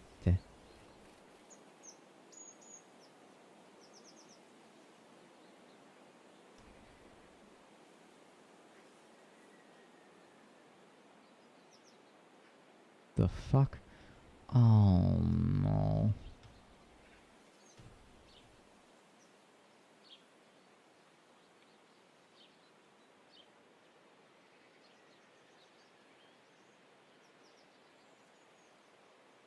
I know what that means to overbuild. I've had some worlds I love to death but would do nothing but add to the setting and not giving the characters any spotlight. Yeah. No, I think character-driven world building is the best way to approach... Well, not the best way to approach a story. It's certainly an efficient way of approaching a story. Because, like, the world is defined by your character's movements within it. I think that's an interesting motif to play around with. Anyway, I'm gonna just copy this and then go back. Y, and then paste. There we go. Easy peasy. It's like window, window, window, window, window, window, window, and then it goes all the way down. And that's rough. Actually, we'll keep this, because like this is a good frame of reference. Keep that. But yeah, like window, window, window, window, window. Yep. That's how I want to approach things. Anyway. I think that's pretty much all the time I have now. I think what I'm gonna do, I'm gonna go grab some dinner. Gonna do a little bit more modeling on the... Do skinnies exist? What, people who shave their fur? Oh hell, they probably do, don't they? skinnies probably exist in the world of Felis. Oh, I never even considered that. Oh, it's kind of like Beastars, where Legacy just kind of shaves all the fur off of him, isn't it?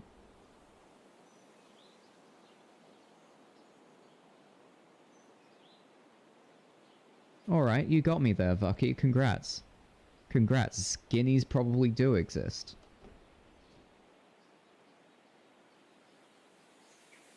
Although, you know, normal animals don't shave their fur, so I can't imagine, like, furry characters would shave their fur either.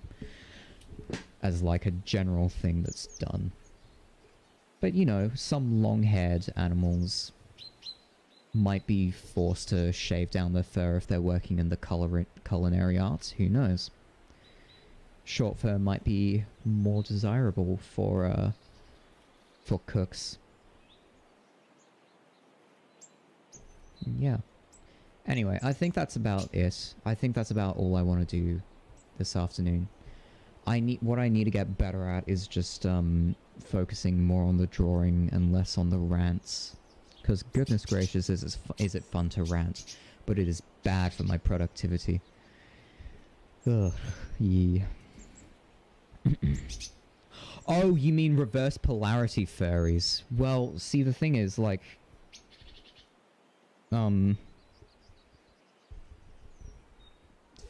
humans don't really exist in this universe, so it makes little sense for them to adopt a human suit, if that makes sense. Furries arose because of anthropomorphism of animals. So, I don't know. If there are fairies in this universe, then they probably do it in more subtle ways, by just cosplaying as different species other than canids. Anyway, I think that's about all the time I've got. I mean, I have all the time in the world, but realistically, I'm just not going to get anything done if I keep up at this pace. But yeah, no, it's been fun. Thanks for sticking around, Vucky, and sticking around, Q. I'm going to continue rigging this VR, or like this VTuber model. Just working away at that for this evening. You know, doing some other things. But yeah, take care. Yeah. Thanks for those questions, by the way, Vucky. Really good questions. But yeah, I'm